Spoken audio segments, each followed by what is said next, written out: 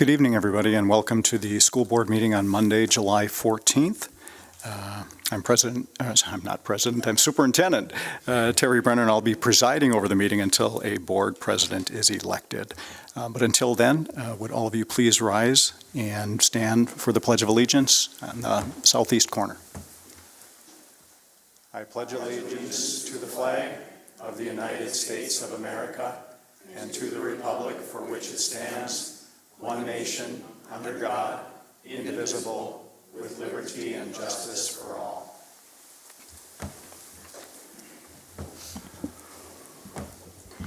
Thank you. At this time, I would ask Business Manager Brandon Baumbach to read the board meeting norms. Yes, thank you. School board members will be prepared, will be on time, will value and respect others, exercise thoughtful deliberation and conversation, be professional at the board table and when visiting with the general public, speak up when the norms are not being followed, and advocate on behalf of students and keep the community in mind. Thank you, Mr. Baumbach, and we'll continue with you for the declaration of the 2025-26 school board. Yes, thank you. In the board packet, you'll find a number of the board members listed.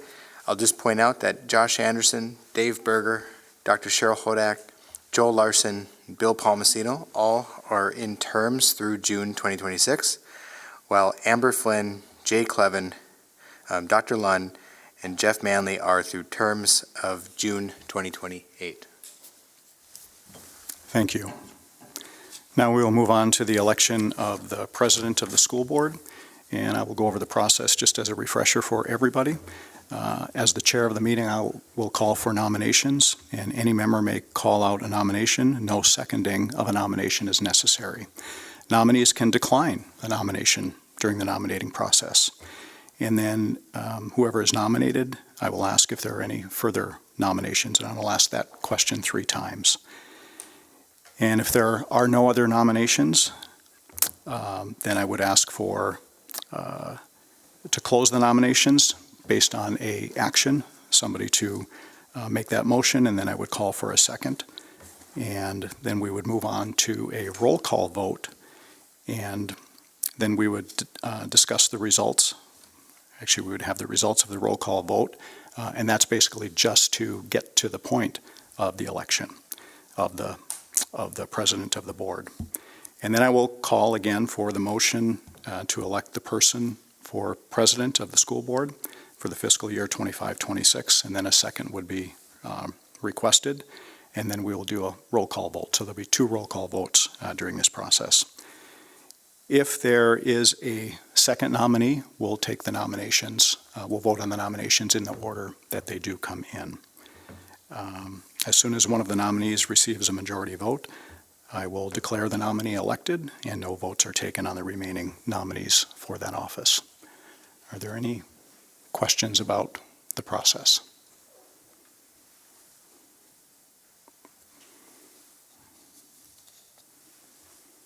Okay, at this time, I would call for nominations for president of the Grand Forks School Board. Dr. Lund? It's my honor to renominate Mr. Dave Berger as president. There's been a nomination for Dave Berger as president.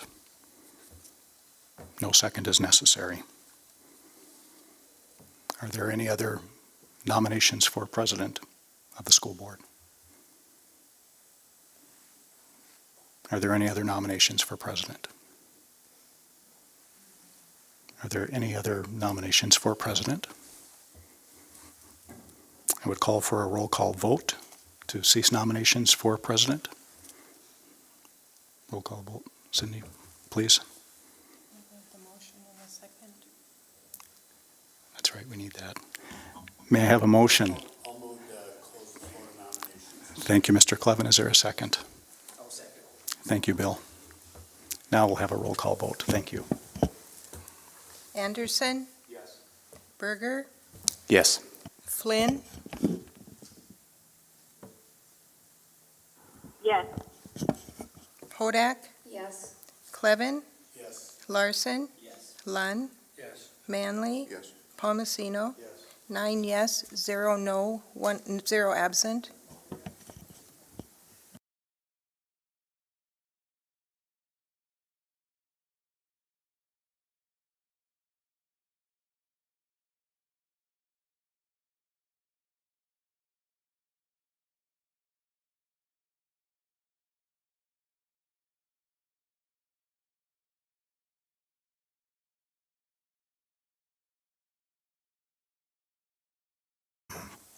Okay, now we'll have our second motion that we would need on the floor is to nominate Mr. Berger as president of the school board. Moved by Mr. Larson, second by Mr. Clevin. We'll now have a roll call vote again. Palmasino? Yes. Manley? Yes. Lund? Yes. Larson? Yes. Clevin? Yes. Hodak? Yes. Flynn? Yes. Berger? Yes. Anderson? Yes. 9 yes, 0 no, 0 absent. Congratulations, Mr. Berger. You are now president, and you take over the meeting from here.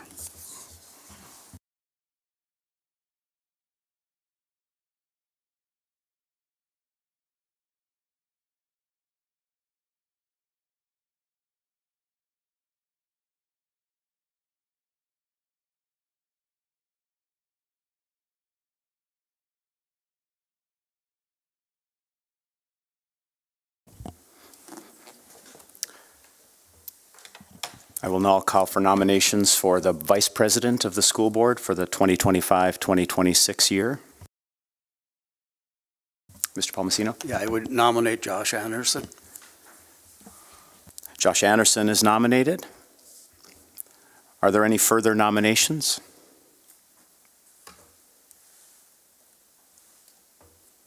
Are there other further nominations? Any further nominations?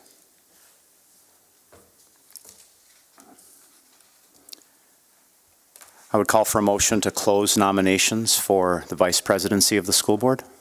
It's been moved by Mr. Clevin. Is there a second? Second by Mr. Manley. We'll take a roll call vote. Lund? Yes. Flynn?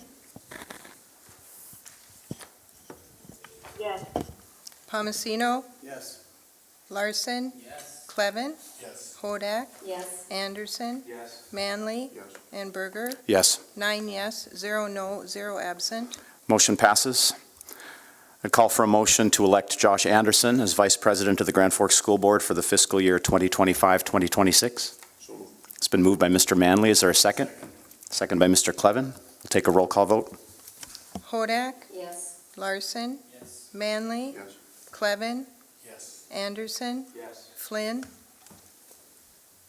Yes.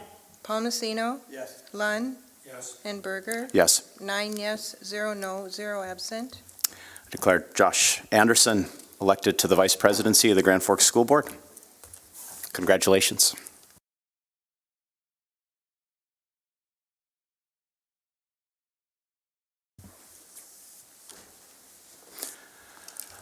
The next item on our agenda is the approval of tonight's agenda. I would seek a motion for approval. It's been moved by Mr. Manley. Is there a second? Second by Mr. Clevin. Any discussion? We'll take a roll call vote. Palmasino? Yes. Anderson? Thank you. You're the best. Anderson? Lund? Yes. Flynn? Yes. Larson? Yes. Manley? Yes. Clevin? Yes. Hodak? Yes. Berger? Yes, 9 yes, 0 no, 0 absent. motion passes. Item 4 is the public comment period.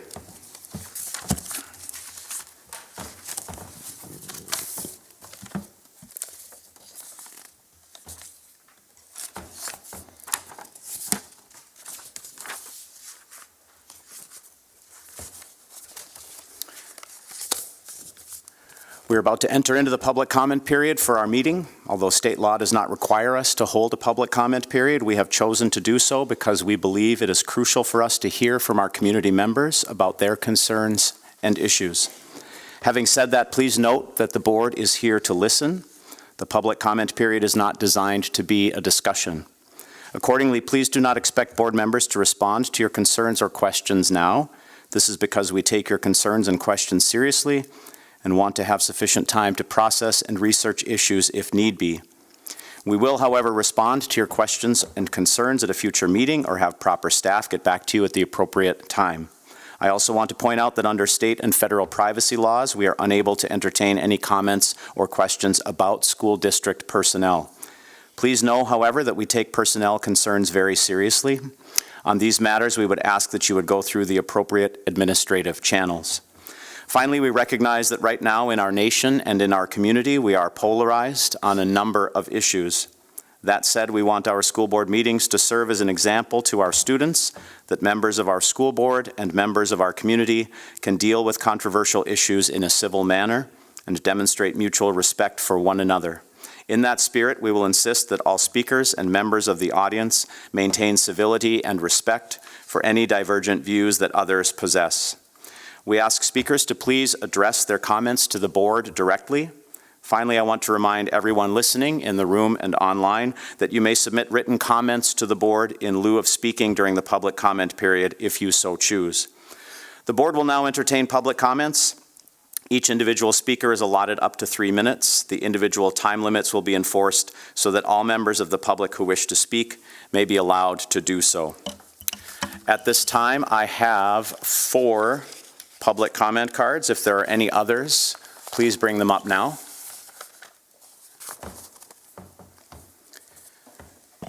The first speaker I have is, and I'm reading cursive here, I believe it's Mona Leek. Mona, if you would come to the microphone, and perhaps Mr. Bombach, if you could turn the microphone on. Thank you.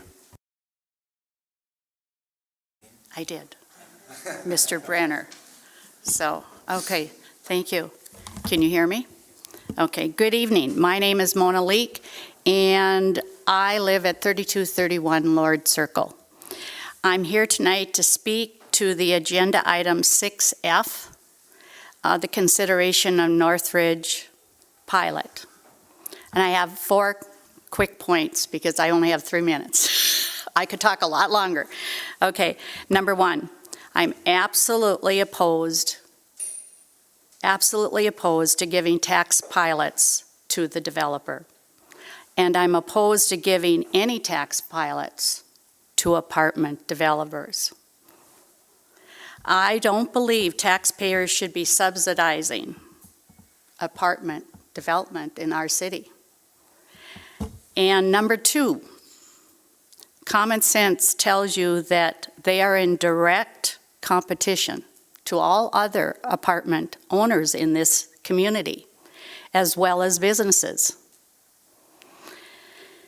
And I think it's really unfair that this is being asked.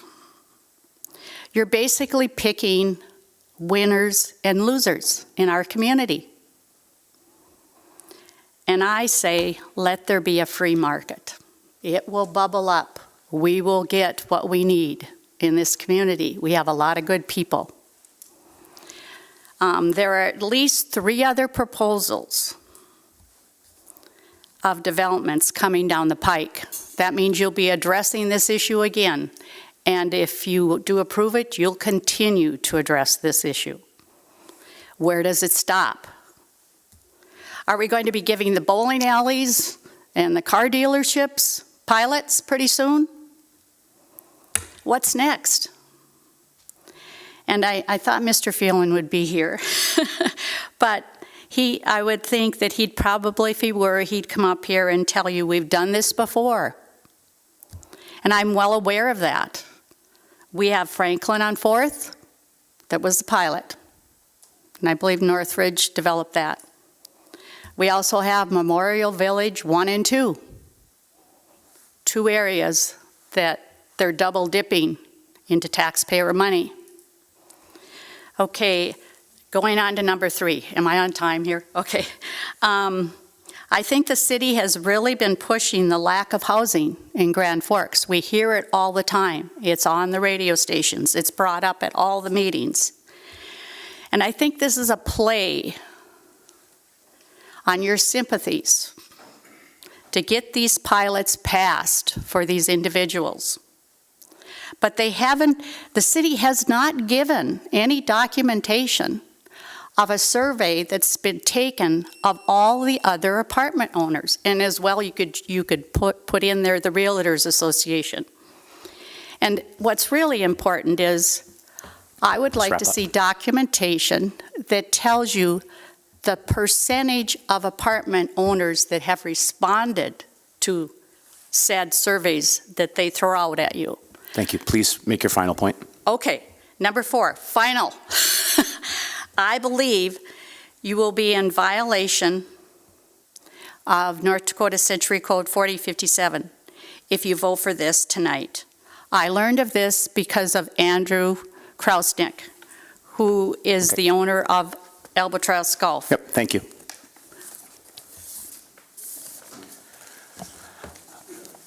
Our next speaker is Andrew Krausnick.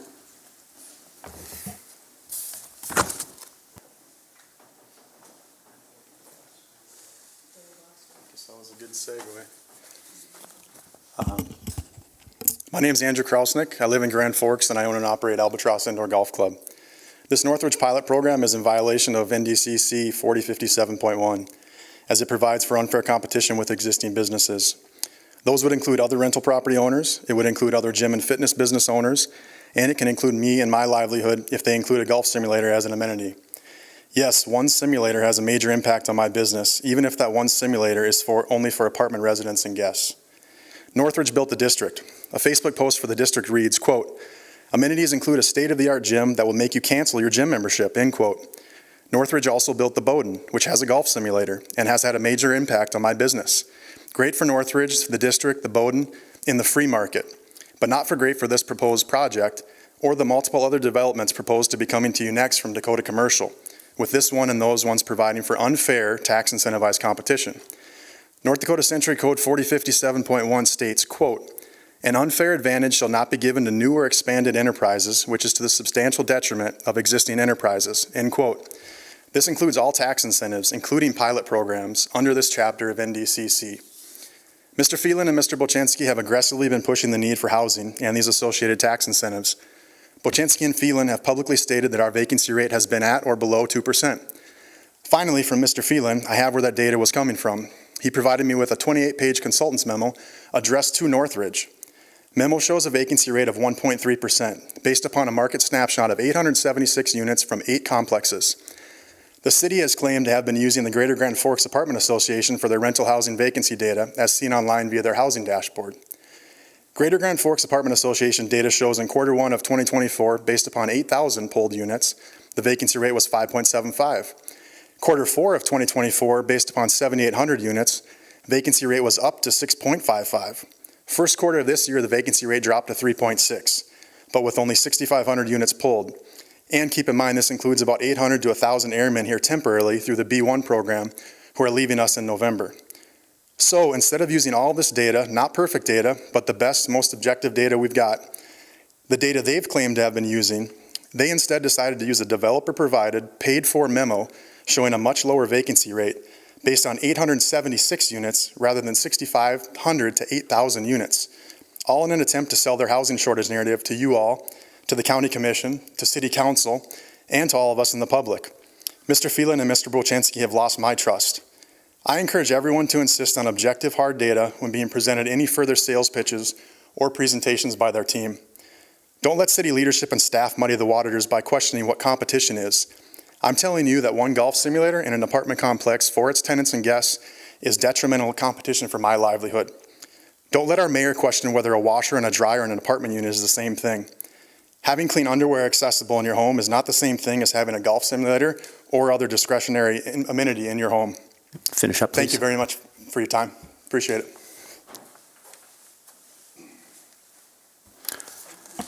Our next speaker is Mary Koponen.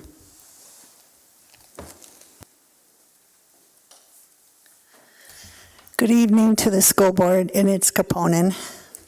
I'm here just to add to Andrew's points. I agree with him on all the things he talked about, and also Mona Leek. I have a unique experience in Georgia where I lived for 20 years. They were called tax allocation districts. They were used a little bit differently. Instead of trying to draw, my understanding is they're supposed to draw industry jobs and people to Grand Forks, these tax incentives. And I know pilot is a little bit different. I don't have a good understanding of that part. But my point is the tax incentives in Georgia were intended to keep taxes at the base rate after the development was built for 20 years. The idea was at the end of 20 years, they would collect a lot more in taxes from the property. It did not work completely as planned because a lot of the properties that were built in blighted areas, which was what they were targeting. And those businesses went under the minute the economy turned sour around 2006 through 2010 or 11. They went under, and the county that I lived in, Gwinnett, never did collect the higher taxes. And these places were just abandoned and foreclosed on. So that's the only issue I had to bring up today. They were also not for residential, they were all for commercial or like shopping malls and office type developments. They did not do it for residential that I am aware of. I was very involved in these things in Georgia. That's all. Thank you. Next, I have Bob Cowger.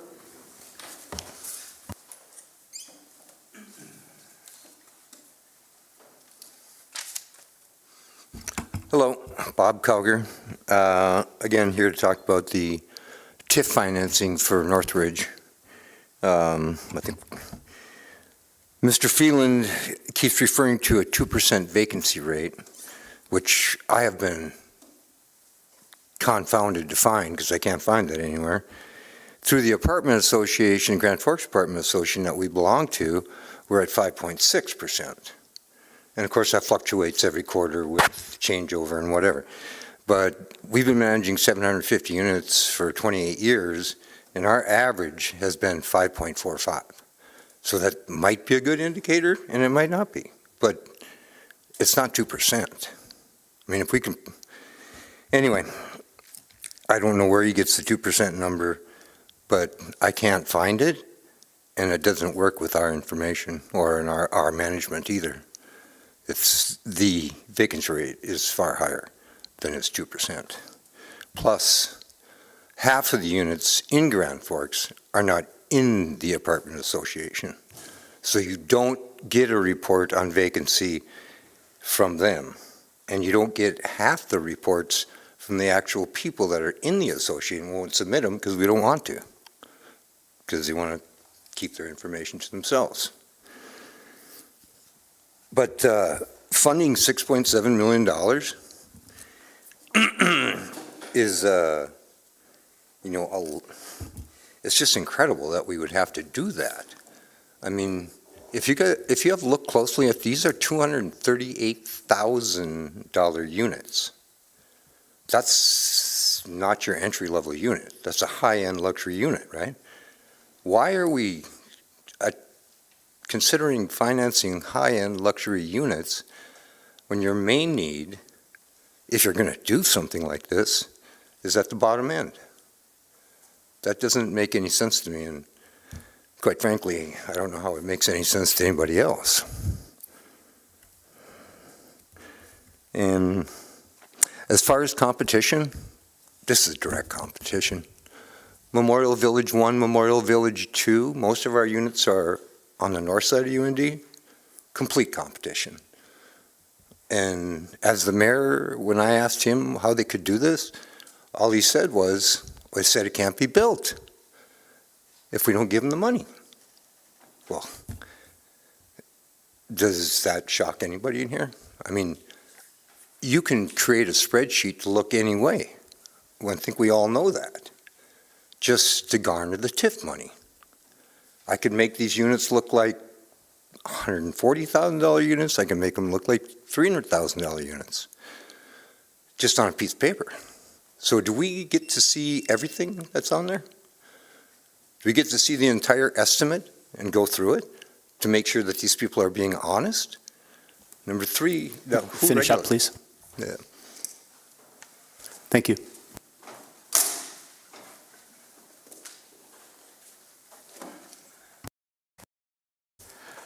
Agenda item 5, under superintendent's recommendations for discussion, 5A is the Finance Committee report. Mr. Bombach? Thank you, President Berger. Just give a quick little introduction to that.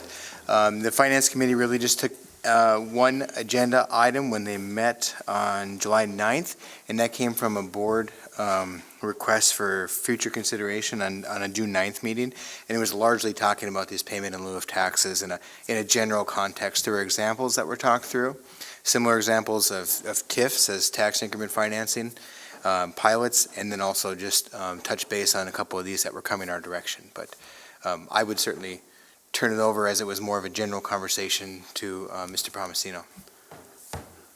Yeah, I think that's pretty much what we talked about on the tips, but I think the biggest point we wanted to find out is what would happen if we decline, because we were always told by the retired county auditor that it would be too hard for them to operate, but we asked for a legal opinion from our attorney, and we did receive that, which is in our packets, and it gave us the ability that if we do decline the motion, then we would receive taxes as they should be. And then we felt as a group that we should bring it to the board to just have a general discussion of what people are thinking on if you feel that's the thing to do. And because we do have 2 on the agenda tonight, and there are a few more coming down the road, so. Comments from other committee members before I open it up for discussion? Anyone else at that meeting wish to add anything? Questions from board members? Mr. Clevin. So reading the legal opinion from our counsel, it gives an option of negotiating different terms. So we could conceivably say something like, hey, we agree in concept, but we need different terms, and that would not hold us beholden to the 30-day period. 30-day period being if we don't respond in any manner, we assume acceptance of the tax incentive. But if we say, hey, we'd like to negotiate different terms, that 30-day clock no longer applies. Is that the correct reading of the legal opinion? Yeah, I'd like Laura Cobb to respond to that if she wouldn't mind coming to the mic. It's her legal opinion that came to the committee, so Ms. Cobb, if you wouldn't mind. Thank you. That's my understanding, is after the school board responds within that 30-day window, that they would then enter into negotiations with, I believe, the county and the city on the terms for that property tax incentive. And then I suppose once new terms were negotiated, they would again probably reiterate and give you another 30 days to make a decision. That would be my understanding. Thank you. Other questions from board members?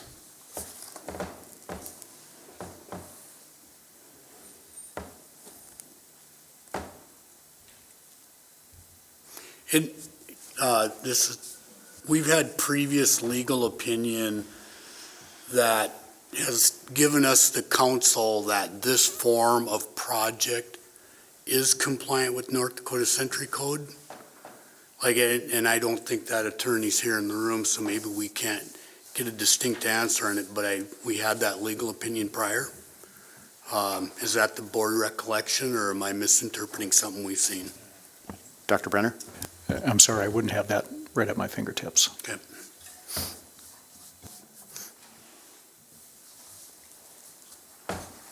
Other questions or comments from board members? Dr. Lund? Well, when I've looked at these TIFs, and I want to get feedback from the rest of the board, I've always looked at it through the lens of the school district and what's the mission of the school district, and the mission is to educate the youth in our community. So I've had kind of a narrow opinion or narrow thought process on this. I look at all of them as, okay, how does this benefit the school district, or how is this a negative impact on the school district? And the benefits are generally fall into 2 categories. One, we get more people moving into town, and so we get more kids in town. And then the second bucket is usually financial, tax-wise. So, are we getting taxes now? If this isn't built, what happens to that tax? Does it go up or not? And so I've always had kind of a narrow opinion. I have not gotten into the deep woods, because I've always felt that's what the city council should do. And maybe I'm thinking too narrowly, and I guess I'm interested in what other board members have done or are thinking about doing when we look at these. Because you guys know my original opinion is we shouldn't even be in this business. If it wasn't for some other city in the state, we wouldn't be, because we weren't initially. That got changed by state law. So I'm just curious about that. Other questions or comments from board members?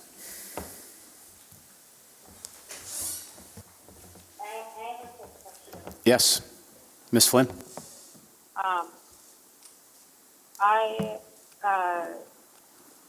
So we're doing the finance committee report, but are we voting on this later?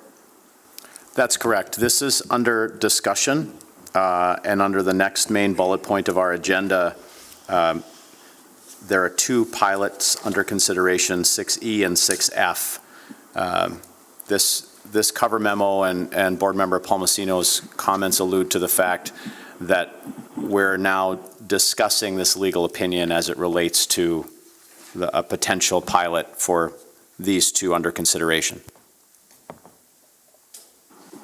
Okay, so my question for this portion of the meeting then would be just to clarify that if we voted no as a board and the other entities voted yes, if the project still went through, it would be the responsibility of the developer to pay our full share of taxes, correct? Ms. Cobb? Hi, Amber. Yes, that is correct. So our portion of any property tax incentive that we did not vote in favor of would be taxed at true and full value of that, of whatever the project ends up being. Ms. Flynn, does that answer your question? Do you have a follow-up? No, I do not. Thank you. Other questions or comments from board members?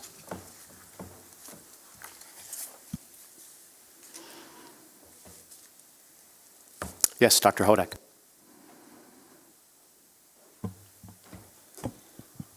In response to Dr. Lund's point about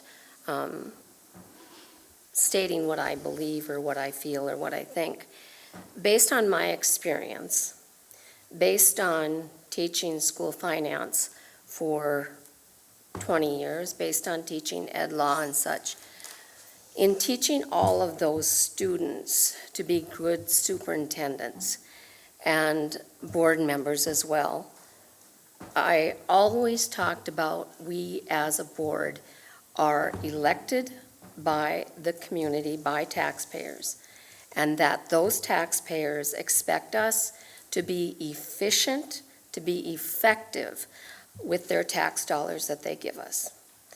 And so I look at it that in order for us to continue that thought that we are good stewards of the taxpayers, that when we are now spending over,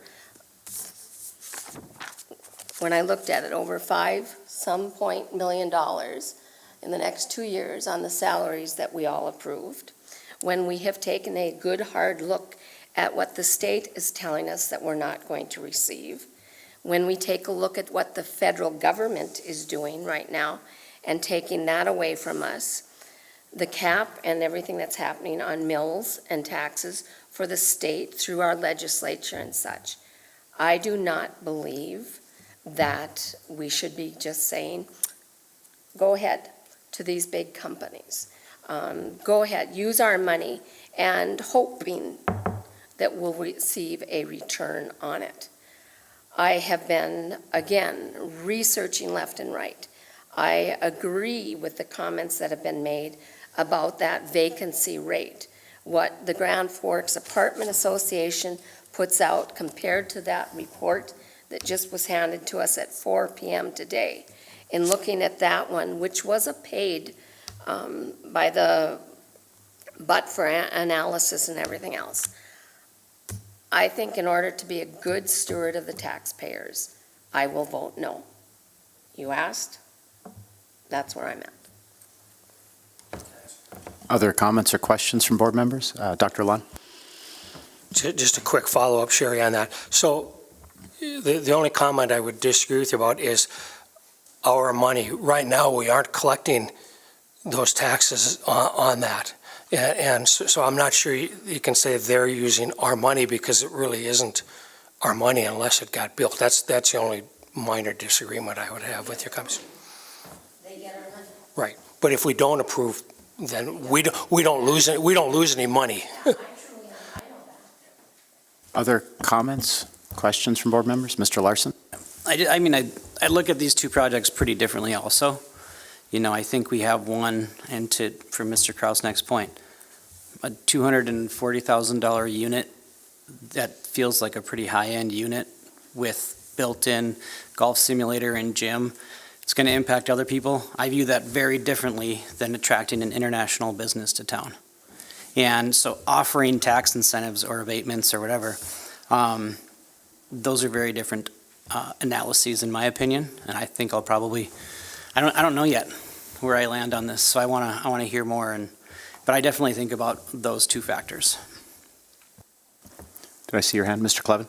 Yes, thank you. I just want to remind all the darn thing. I always put myself on mute in meetings too. I just want to remind everybody we're talking about the committee report. Let's kind of hold the heavy lift until the agenda item where it's appropriate. It certainly helps with note keeping. Do we have to take action on the committee report? This is simply an item under discussion. Thank you. Major bullet point 5. Thank you for the clarification, Mr. Clevin. Anything else from board members?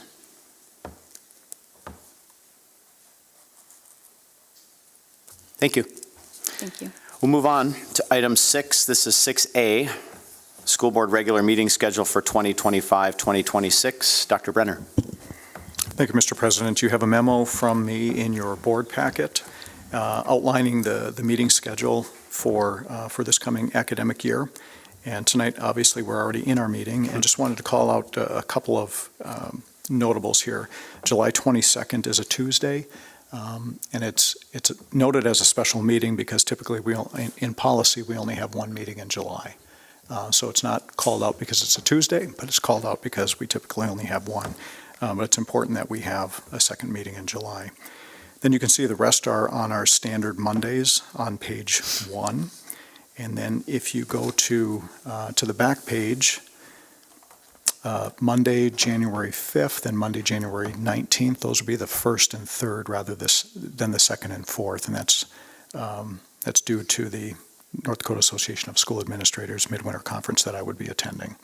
Then the only other one I would call to your attention is Monday, March 9th would be the second Monday of the month.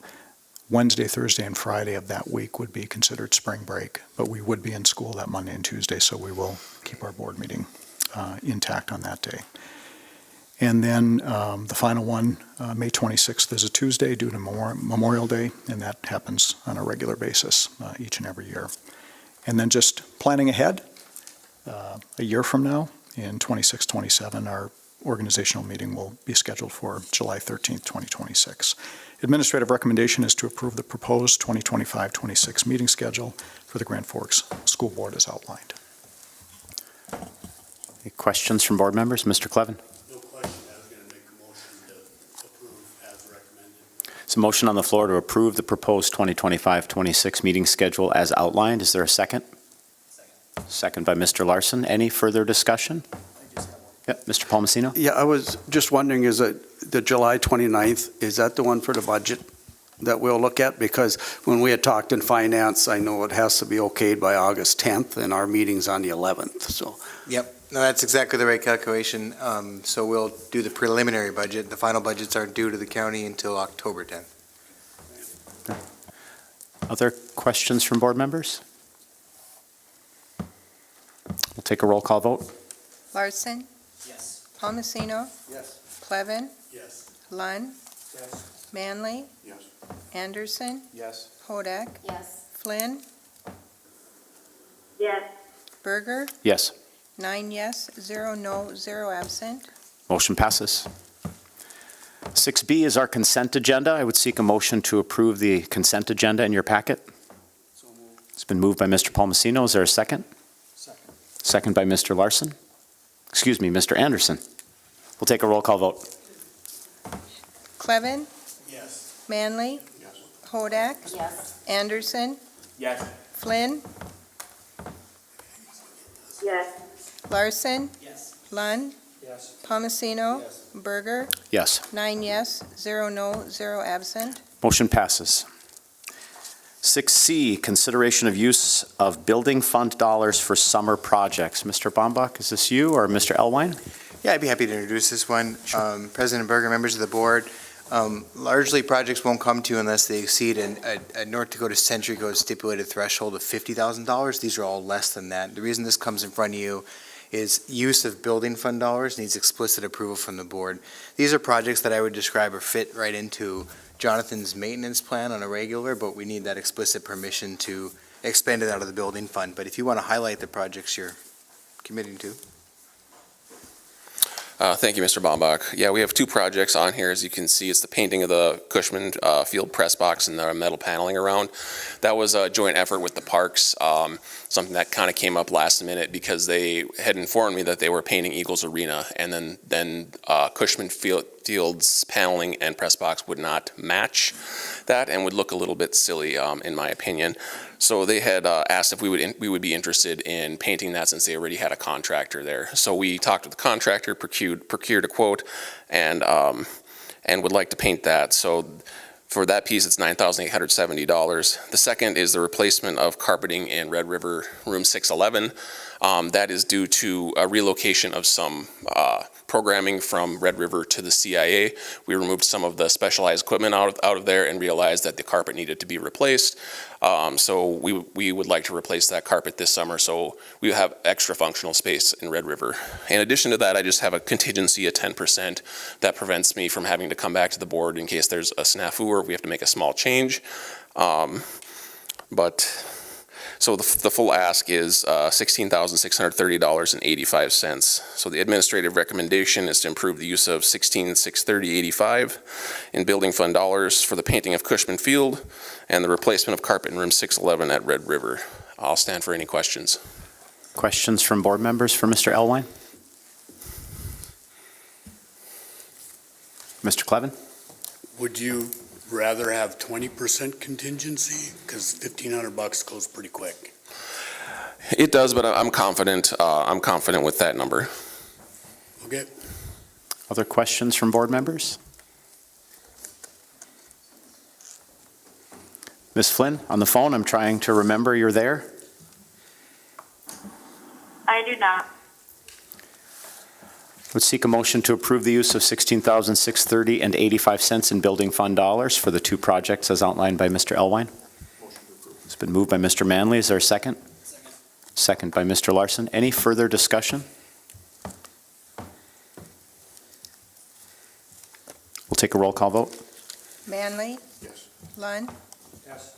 Larson, Yes. Palmasino, Yes. Hodak, Yes. Clevin, Yes. Flynn,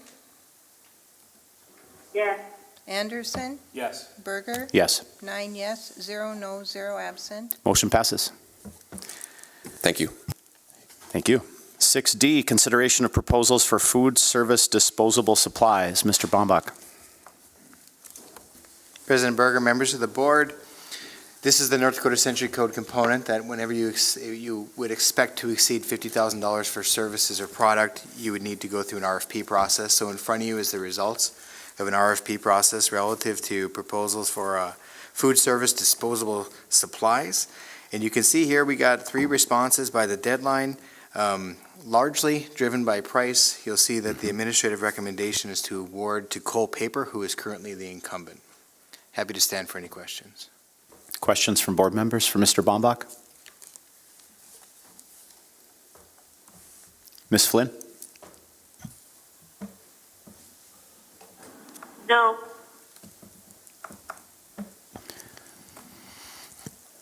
Seeing none, as you can see, as outlined in the memo, I'd seek a motion to select Cole Paper's proposal to provide food service disposable supplies. Been moved by Mr. Palmasino, second by Mr. Clevin. Any further discussion? We'll take a roll call vote. Anderson, Yes. Hodak, Yes. Flynn, Yes. Manley, Yes. Lund, Yes. Palmasino, Larson, Clevin, Yes. Berger, Yes. 9 yes, 0 no, 0 absent. Motion passes. 6E, consideration of request for payment in lieu of taxes for Agristo North Dakota LLC. Mr. Baumbach? Yeah, President Berger, members of the board, largely will just introduce this topic and introduce some guests here tonight.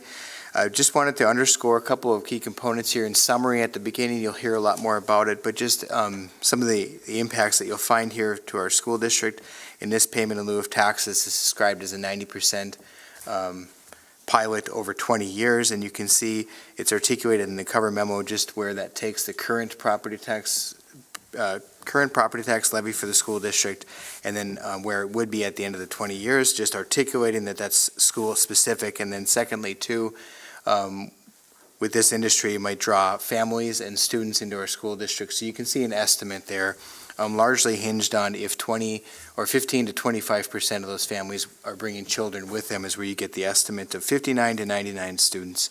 The current rate of per pupil payment from the state of North Dakota this year is $11,349 per student. So you can see that that range is about $670,000 to $1.1 million on those enrollment impacts. Introducing City Administrator Todd Phelan, joined here I know by Mayor Bachensky, City Attorney Gost, and President and CEO of the Grand Forks Region EDC, Keith Lund. I'm sure they'll have a lot more to articulate than I can.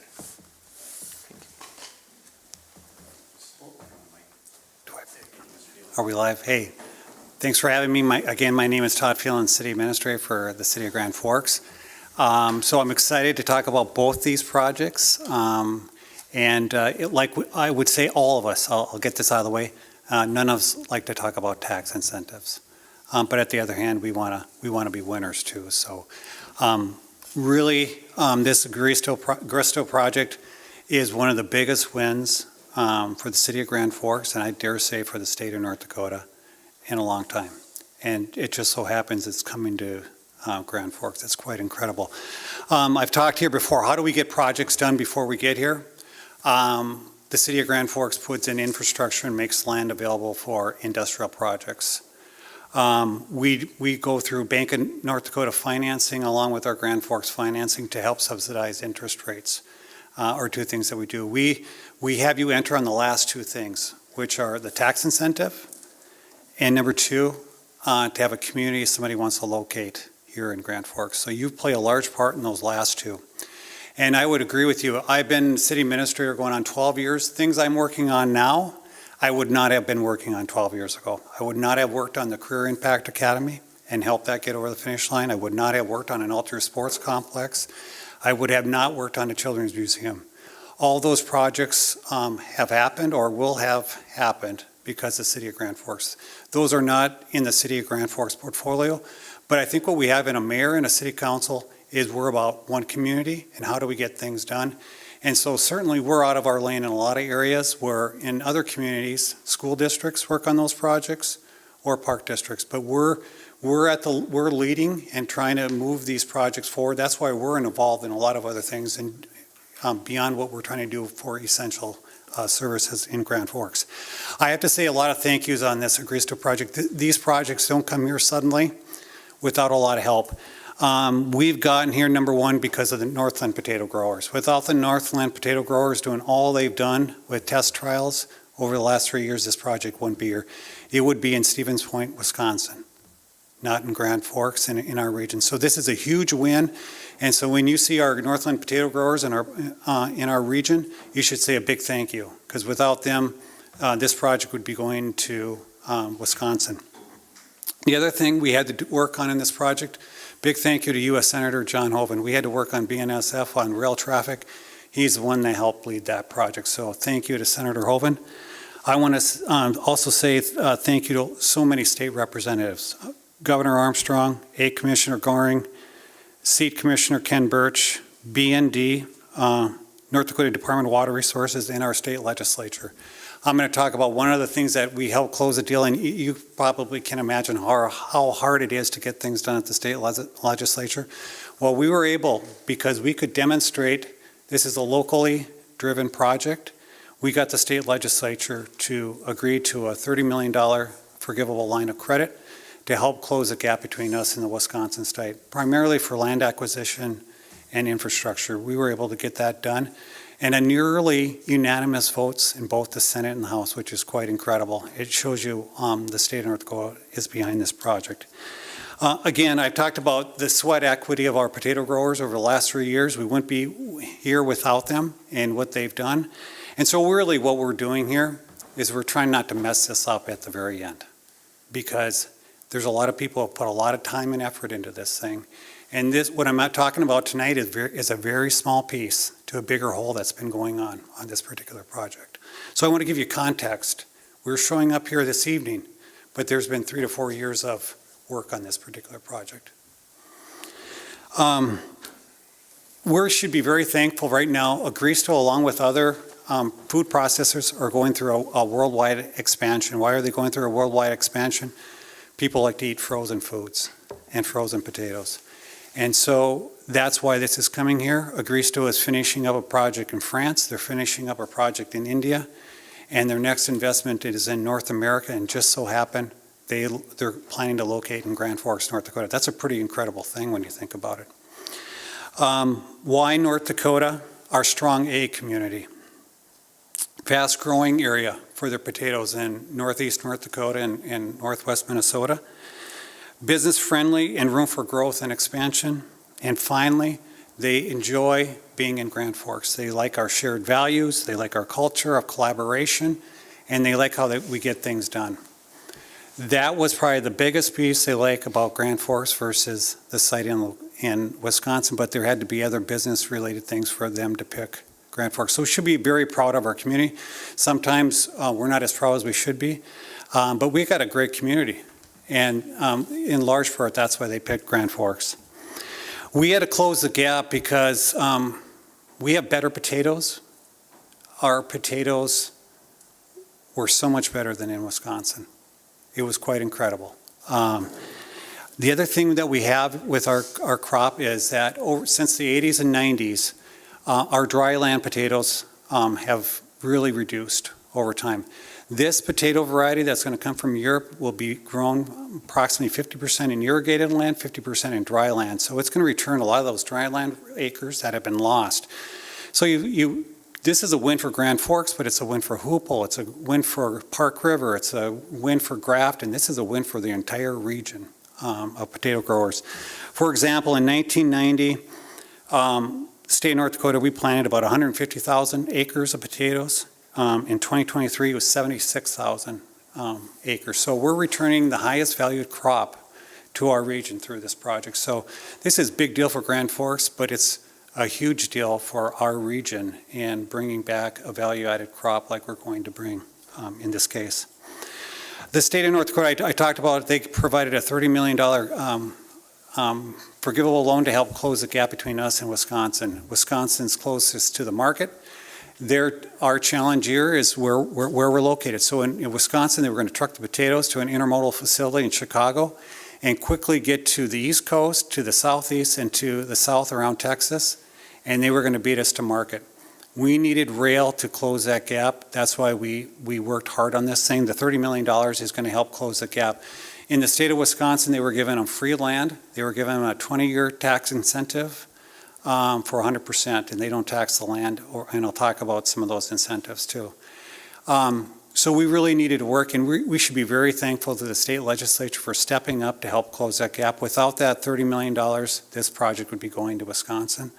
And when you see somebody like Representative Hagert, we started maybe with $10 million, and you know what he said? Let's go for $30 million. He led this and got it done for us. That's the kind of support that we had, and he got representatives to sign on to his bill throughout the state of North Dakota. we had to have a land site that was ready to go with infrastructure. That was the Fufang site. Certainly, you probably can recognize we went through a lot with Fufang over a couple of years. But we didn't quit. We didn't curl up in the fetal position and give up. We knew there would be another opportunity, and so we kept developing that property with infrastructure. And so the city, by the end of this, will have invested $30 million in infrastructure to make that site land available. So without us doing that, we wouldn't be in this position today that we are. The other thing I want to talk about when we're going to talk about this site in the tax, the reason why that property is as valued as much as it will be this upcoming tax year at $11 million is because the city has invested $30 million in infrastructure. We've rezoned it to industrial. That's the reason why it's now, instead of being worth not a whole lot, that's why it's worth $11 million, because the city has stuck our neck out and has made it happen as part of that development. The last piece was this 20-year 90% tax incentive, the pilot incentive. So we started with, again, we're starting from behind where the state of Wisconsin was giving them a 100% tax incentive to include the land. They were giving them the land for free to entice them. We started at a 20-year 80% tax incentive on this project. And in order to narrow the gap, we said we would present to our colleagues, one being you, to go to a 20-year 90% tax incentive. So that's where we got to the 20-year 90% to help close that gap, along with the state of North Dakota's $30 million forgivable loan. The schedule right now is Agristo is probably in the August-September timeframe. Once we wrap up some of these matters that were in front of you, they're planning to buy the land from Fufang. They're currently in environmental design and permitting right now on their project. They've selected a general contractor for building of this facility. They're working with our area farmers through their agronomists. And the city of Grand Forks is working on a development agreement that's going to spell out all the particulars for this project to move forward, including this pilot. And so things are fast moving forward where they would start construction in earnest next spring and maybe some site development yet this fall. So back to the pilot. So right now, assuming the 90% over 20 years, keep in mind this is a phase one project. So the phase one project is estimated, we're going to say for today's purposes, about $450 million. It could be $450 to $500 million. There is a phase two in this project if they're successful in phase one. And we give ourselves a lot of credit. Most of the credit goes to Agristo because they're the ones that have to make this project happen and make it profitable. They're organizing a team from their corporate headquarters to come to Grand Forks to make this investment happen and make it successful. And so that's kind of the wherewithal that they're bringing to our community. They're going to be moving to our community to build, get their networks going on, and to really make this project successful. They already are in the market. They sell to the retail market versus J.R. Simplot primarily serves the restaurant market. So there's a differentiation between those two. They serve the grocery store market, and well-known retailers like Sam's Club and Walmart are their customers. They want to be in the United States. We well know what's going on with the current administration. They need to locate and invest in the United States to continue their ability to do business in the United States of America. Right now, even though we're saying it's a $450 million project, we're valuing the real estate property at $186 million, which includes the $11 million property value. And so the other thing, the state of North Dakota, the land is always taxable. So the $11 million is taxable no matter what. That does not get any tax incentive. The other thing you do is during construction, the project is not part of the pilot at all until they're substantially complete. So obviously the state of North Dakota is doing that so that you move through the project sooner rather than later and get it done. Otherwise, it's going to be 100% taxable. So I just ran some numbers, and I know Mr. Baumbach has too, but in the year 25, our estimate is the total taxes that will be paid on that site will be $181,000. The school will get $68,000 of that. In 2026, it'll be $429,000. The school will get $161,000 of additional revenue. In 2027, it'll be a little over $1 million, and the school will get $379,000 in additional revenue. In 2028, we estimate the value at $1.4 million, which will be additional $535,000 for the schools. In the year 2029, we assume there'll be, final completed in the 2029 tax year. That's where it'll be 10% taxable. We estimate the taxable value will be $476,000 in that baseline year, and the school district's revenue will be $179,000. And whomever is here in 21 years after that year, we estimate the property value of that property will be $3.7 million, of which the school district's revenue will be $1.4 million. In addition to that, they'll be building an additional $150 million to $200 million in potato storage. So this is going to be a huge investment for our farmers in our region. It's going to create renewed or brand new storage for these potatoes. With all the expenses the farmers are going to have, they're excited because they're going to have a crop they can sell for a significant revenue amount. So that's also going to come. Some of that revenue will likely come to the city of Grand Forks too, because it'll be in and around where the facility is. It's going to create about 660 jobs, both direct and indirect. Mr. Baumbach talked about the number of students we analyzed. We estimate over 4,000 construction jobs over this 3 to 4 years of construction. And so this project really is a big deal. There are no additional expenses on top of all those revenues for the Grand Forks School District. I think that's all revenue that's going to come to the school district.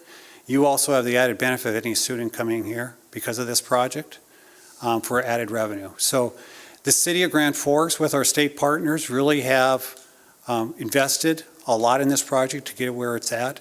But I really, once again, I want to really spell out our potato growers and all that they have done regarding this project. So with that, we have others here from Keith Lund to Mayor Buczynski. This is a big deal for Grand Forks. We can't say it enough. The seed commissioner testified, and he testified this is the best project that's happened in North Dakota in decades. And it's coming to Grand Forks. So I just want to give you some context to the kind of project we have in front of us. With that, I would cede. Anybody else who would want to say something further? Before we do that, any questions for Mr. Phelan while you've got the microphone, if you wouldn't mind, just if there's anything from board members that you wish to clarify before we, because I know you have others coming to the podium, but since we have a natural break here, any questions from board members? Mr. Clevin. Yeah, the microphone, please.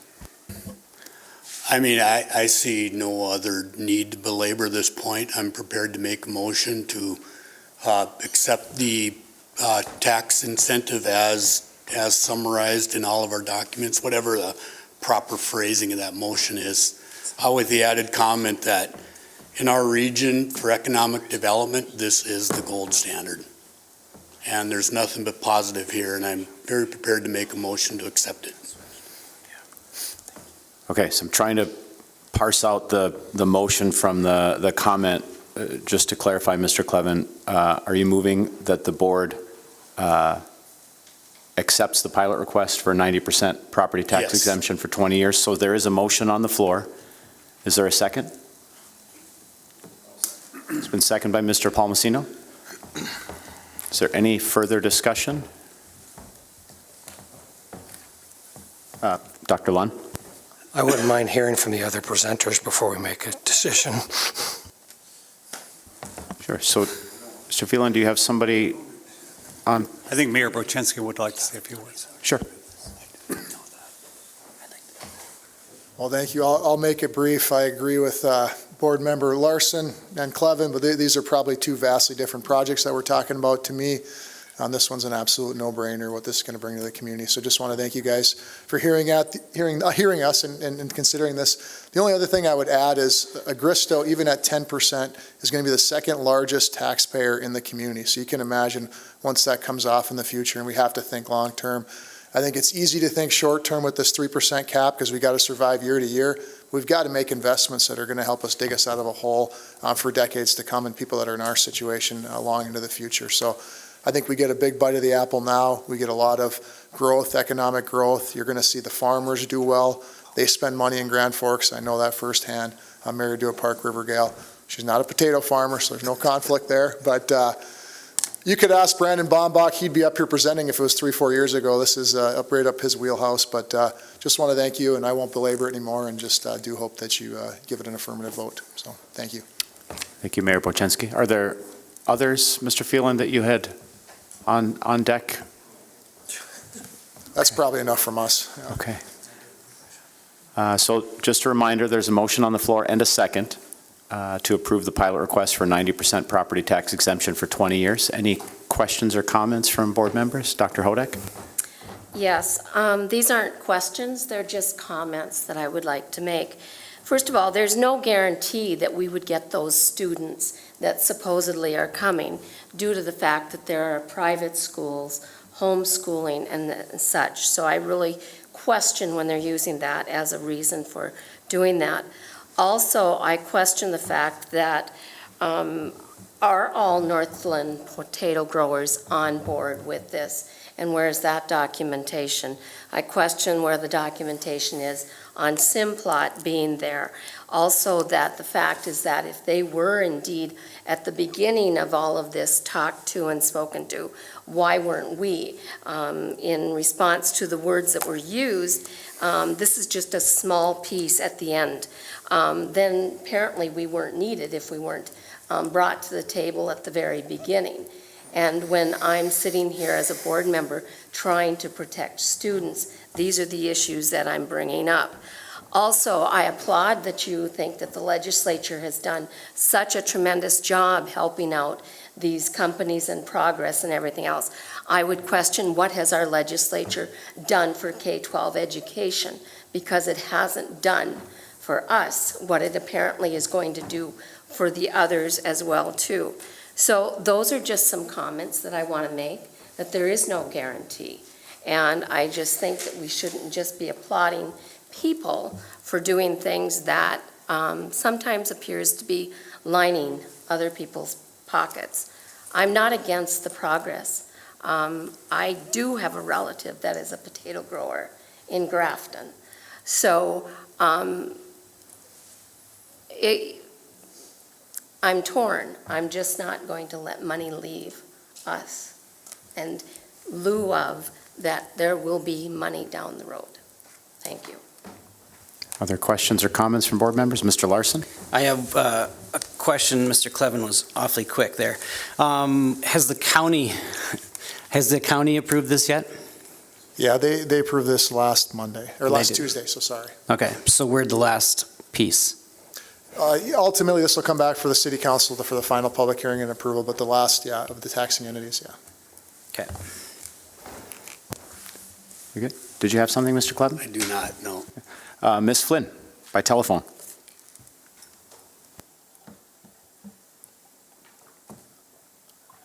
Nothing for me, thank you. Other questions or comments from board members? I have just one to state publicly. Yes, there's revenue coming online. We saw the potential numbers, the possible increase in students. Educating students does have some expense, whether that's hiring additional staff, whether it's trying to figure out space for them, a possible public referendum for a new South End elementary school. So it isn't a zero. I just want to state that it isn't all revenue. If we have 59 to 99 new students of various grades and ages, we have staff to hire, which growth is good, but it's not expenseless. And yes, we're thankful for the per pupil payment that we do receive from the state. It certainly wasn't the increase we were looking for. So I just wanted to put that in the air. Other questions or comments from board members?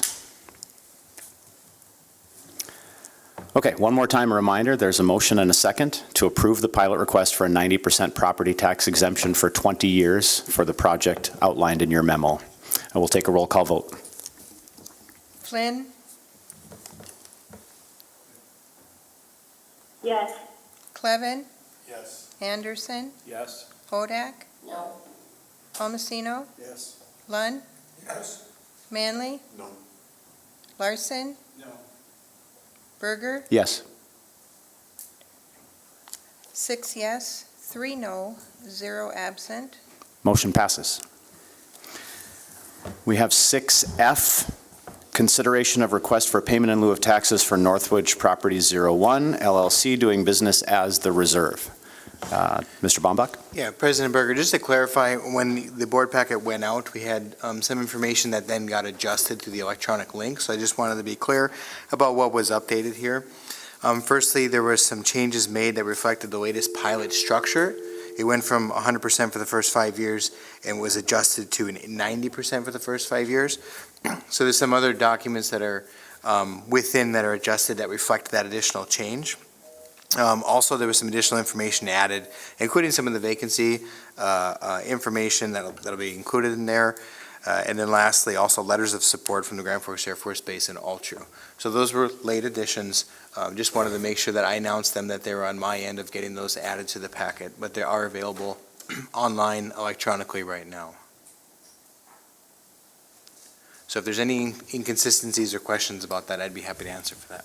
Sure. Thank you.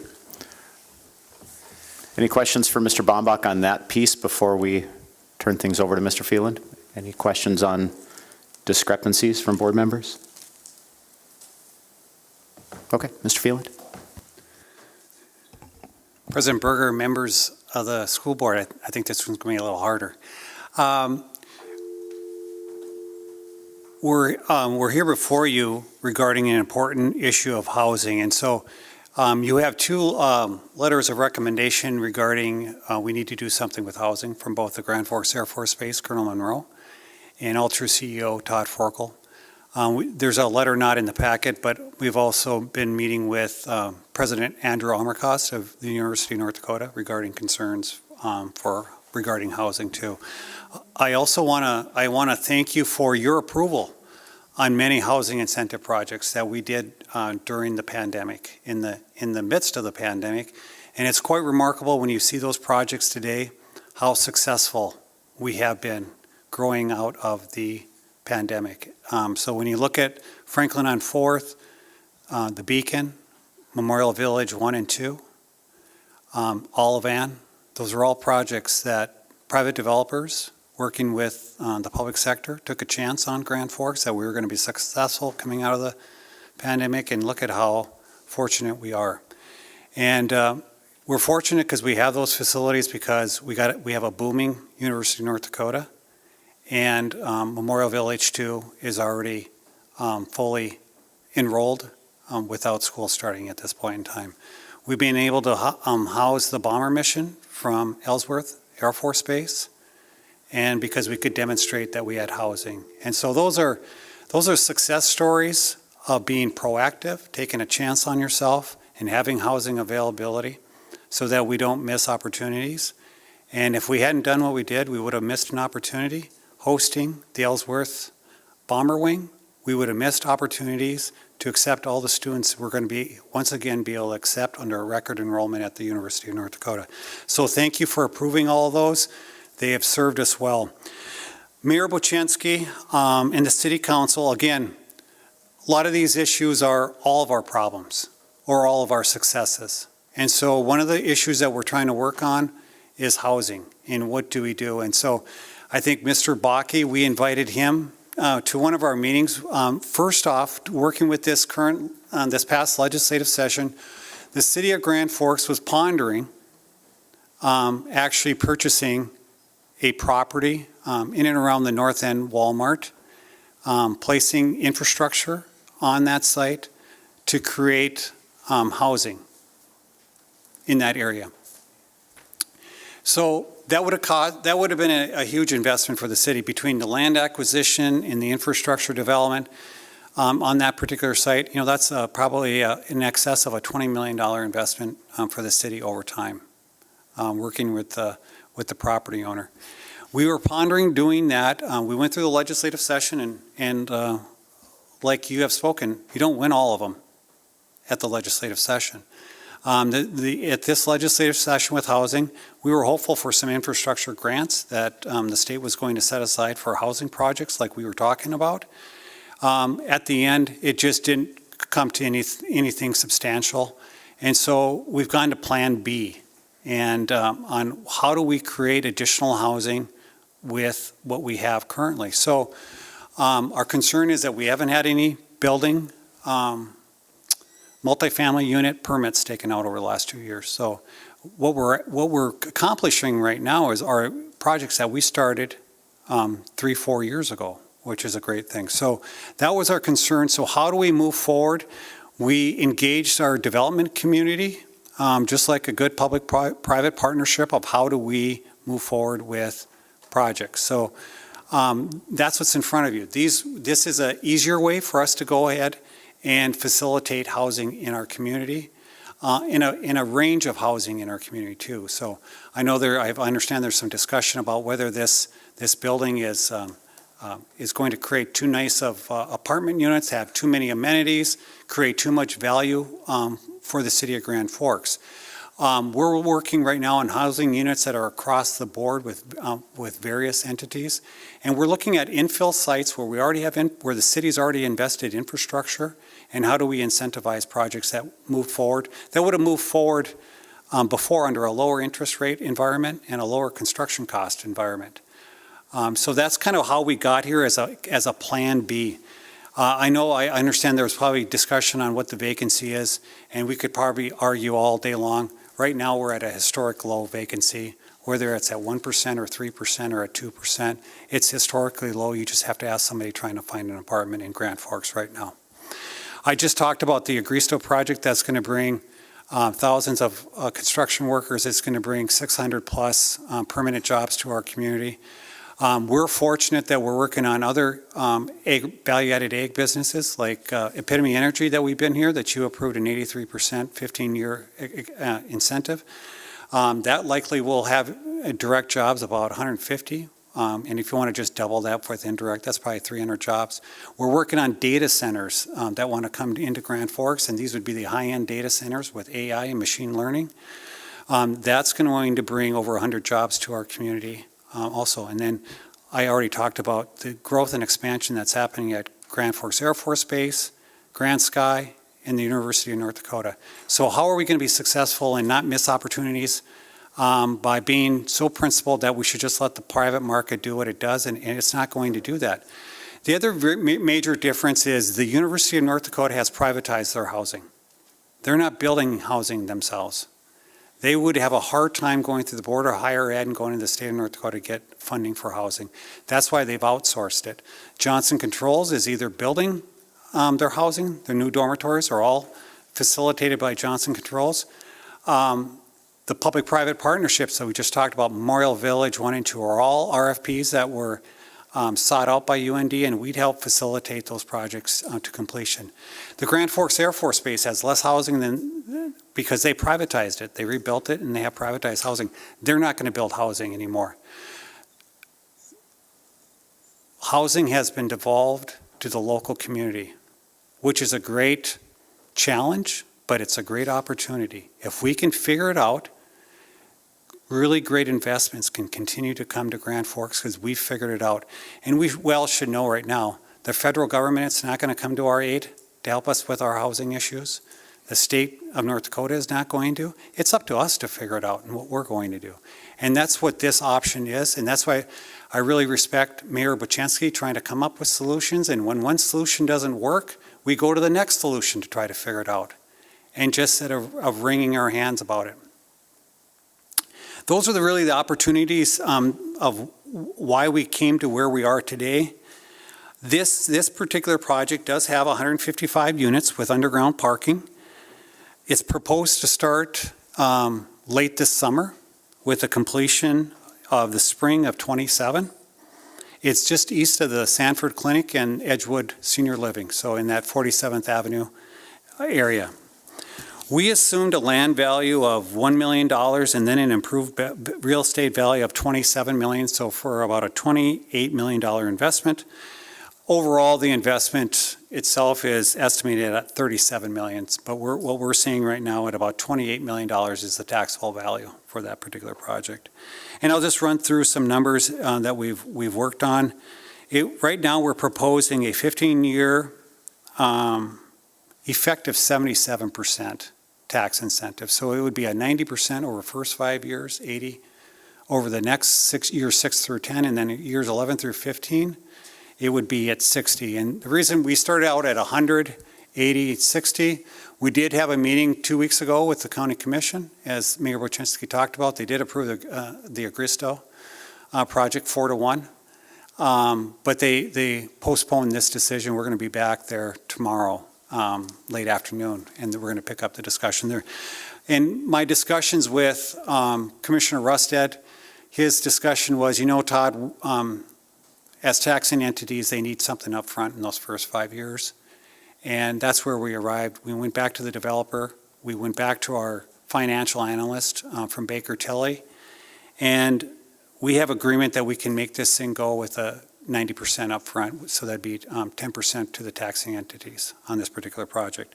So with that, years 1 through 5, the total taxes, additional taxes on that site would be between $60,000 and $63,000 over that time period. The Grand Forks schools would benefit between $22,000 to $23,000 per year. In years 6 through 10, which would be the 80%, the total taxable value would be between $110,000 and $115,000. Grand Forks Public Schools revenue benefit would be $41,000 to $43,000. Years 11 through 15, which would be 60%, the total taxes we estimate would be between $214,000 to $223,000. The school's benefit would be $80,000 to $84,000. In year 16, when the project is fully taxable, we're estimating the taxable value would be $535,000, and the school's benefit would be $201,000 for those projects. Again, we talk about these but-for analysis. So what we're trying to say is if plus or minus, if all the taxing entities are in, this project can move forward. But for us not following through, this project is not going to happen. So our former council president, Hal Gershwin, used to say on these things, 100% of zero is still zero. And so he'd always want to get the projects across the finish line that we can actually get developers to move forward with projects.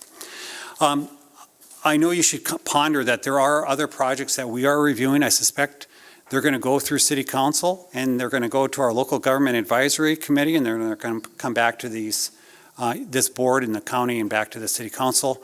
So this is a bit of a litmus test on what we're going to do with housing, because there are a few others. I just want to highlight others that are coming. There's a project called The Domain, which is 153 units. It's on 47th Avenue, in and around where the proposed new Hugo's would go on the south end, okay? The next project is Kingsview, which is off of 62nd in that golf course area. That's a 45-unit complex. There's a Burkholtz addition, which is off of 17th and 42nd, in and around where the Children's Museum and Alter Sports Complex. They're going through planning and zoning right now, but they're looking in and around 350 units in that area.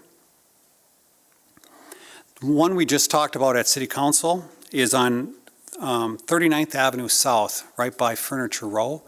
Right now, City Planning and Zoning is considering rezoning that area, which is meant for commercial, and turning that into residential, because we got plenty of commercial in this town.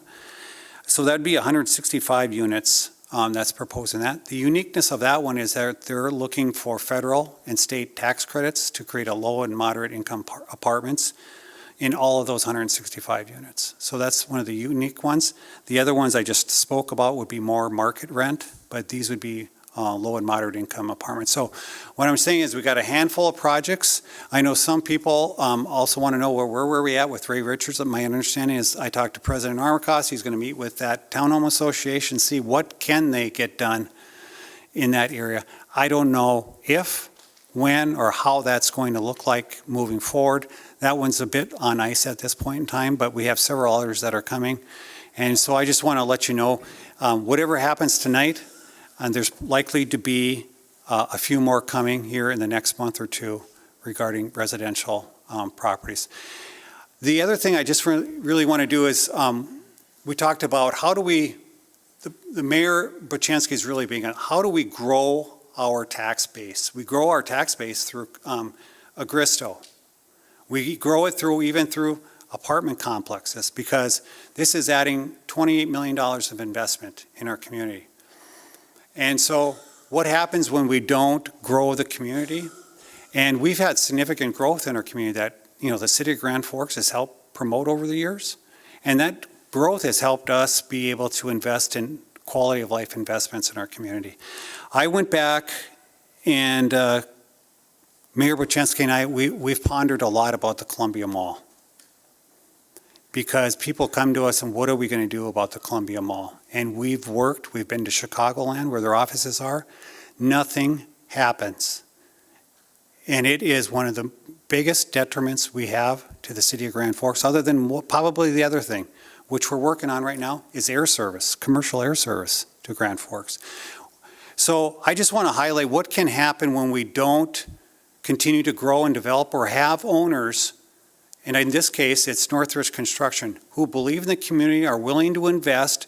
And I always say to people who are worried about this, if this land development, property development was so easy, we'd all be in it.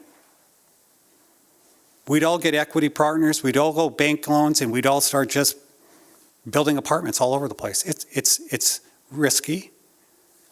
It takes wherewithal, and it takes somebody sticking their neck out. And so whatever happens tonight, we should just be thankful for the developers we have in town that are willing to bet on our city. And I'm really impressed. I'm going to give you some numbers on the Columbia Mall. Okay, so when we come back and the values have increased, there are some values in Grand Forks that are going down. The Columbia Mall itself, okay, not including all the satellites or the anchor stores, okay? In 2017, we had that valued at $30 million. $30.9 million. I asked our assessing department, what's it valued at today in 2025? $3.4 million. If we take the whole area, including all the box stores out there that are owned by other entities, in 2017, that was valued at just over $59 million. Today, it's valued at a little over $18 million. So we have to be thankful, though, for those that are willing to invest in our community, because others are not. As much as we've tried to cajole, and you know what we've said to Columbia Mall owners? What do we need to do to help you reinvest in this property? Make it a better mixed-use development. We're willing to stick our neck out and work on tax incentives to help grow that. Think of that increment that has been lost, and we're worried about what we're not getting with this potential new revenue if the project comes. We're losing revenue and tax dollars on that. And all you have to do is our taxable rate is 1.65%. So take that value and multiply it by that, and you will see how much tax value we've lost. And so really, we're just trying to work on the housing. We don't have all the answers, but we're trying to do the best we can to try to create housing. The other answer we get is, what are we doing with single-family housing? We're working on that too. If you look at the development we were going to work on it over by the Walmart, but Grand Valley is a development. The city has invested millions of dollars in infrastructure development. We've provided the cap we can on single-family incentives. That's 2 years for the builder, 2 years for the homeowner. We've capped that out. We can't go any further on that. We've deferred special assessments for 3 years to help people do things. So we're carrying those costs. So we're all in on housing no matter what it is, so that we can be successful as a community, because I just ticked off all the projects that are in front of us, to include with our partners of UND, Altru, and the Grand Forks Air Force Base. And they're relying upon the community to deliver housing, to deliver education, to deliver quality of life investments, so that we can be a worthwhile place to maintain missions here and to grow their missions. And maybe with that, I'd call on Mayor Buczynski, because really this housing review started with him and just trying to move the needle on housing. So I'd see if he could say some further words.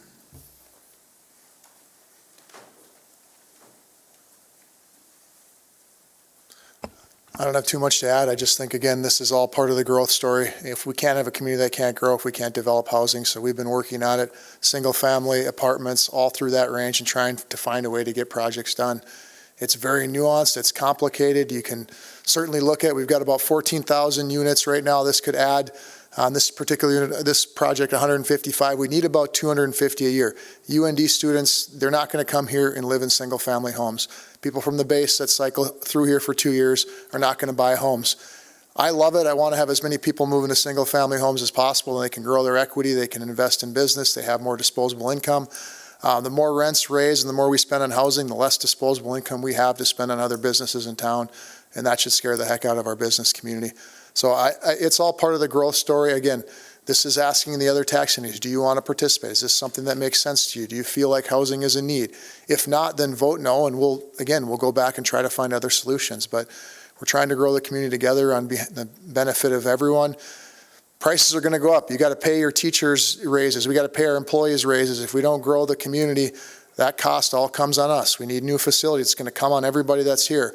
I'd rather have new growth and spread that cost on the people that are moving here rather than it being all taken by us. And I understand we feel like we're giving them something. You've got someone that's coming and you'd normally charge them $100 and you're saying, for the first 5 years, you're going to give me $10. And then the next 5 years, you're going to give me $20, $40, and after 15, you're giving me $100 every year.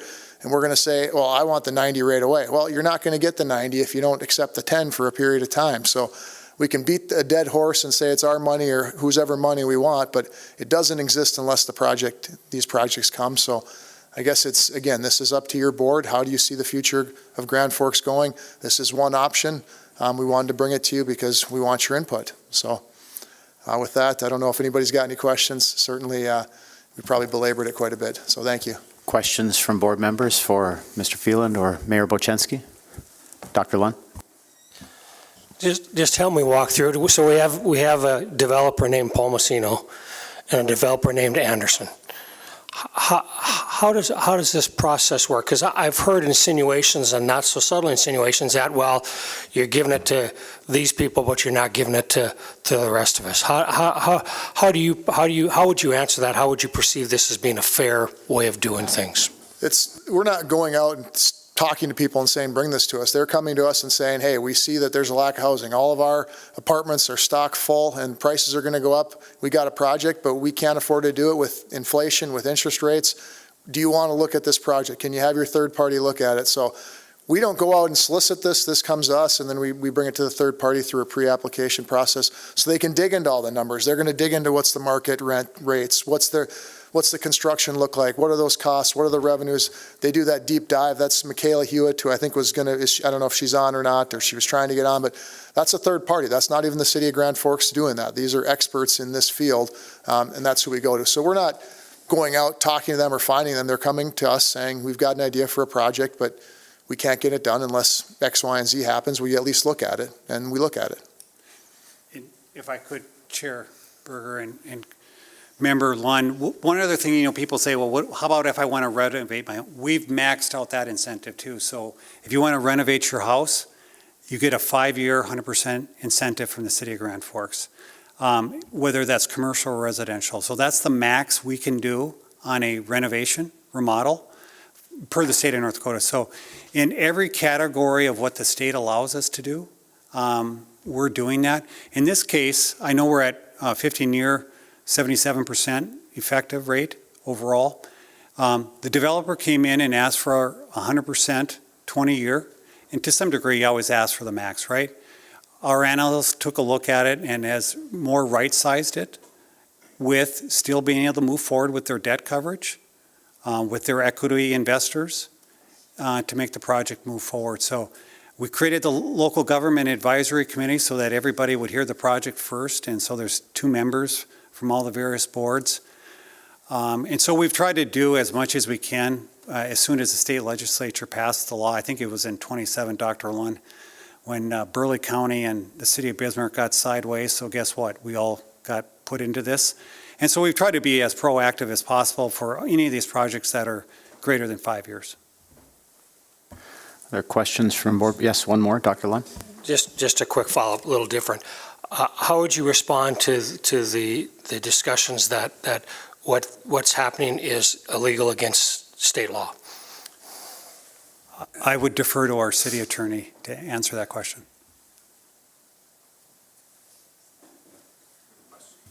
Oh, there we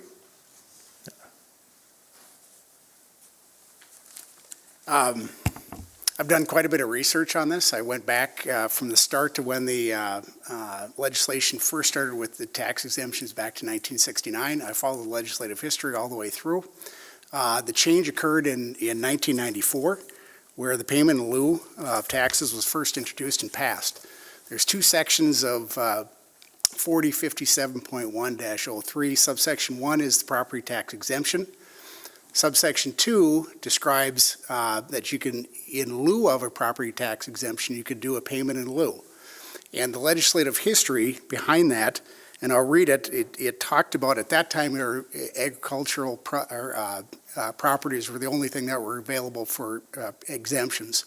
This statute, and it was came from legislative council in explaining the change, saying that the payment in lieu of taxes is on all businesses. It does not apply only to agricultural commodity processing facilities. This applies to any revenue-producing enterprise. And I also looked at some later Attorney General's opinions. One where the issue was with the property tax exemption, you need to apply and obtain that before you start construction. And with the payment in lieu, that's not necessary. And in fact, in 1996, the Attorney General opined on that differentiation and pointed out the difference between an exemption and a payment in lieu. And in this instance, the construction had already started, and the Attorney General said, you're not eligible for the exemption. You're eligible for a payment in lieu because it's a different type of tax incentive. So I've done a lot of research on it.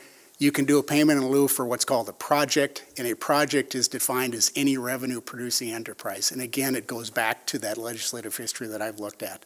And again, there's another Attorney General's opinion that talks about what is a revenue-producing enterprise. And in that instance, it was a speculative building where they weren't generating revenue. It was pure speculation, seeing that if the value would increase. And the Attorney General opined that decision as to whether that particular property is revenue producing or a project is a fact-finding determination by the local governing body. And so that also revealed to me that these type of projects would be eligible for a pilot pursuant to the statute and the way the legislation was adopted back in 1994. Other questions from board members?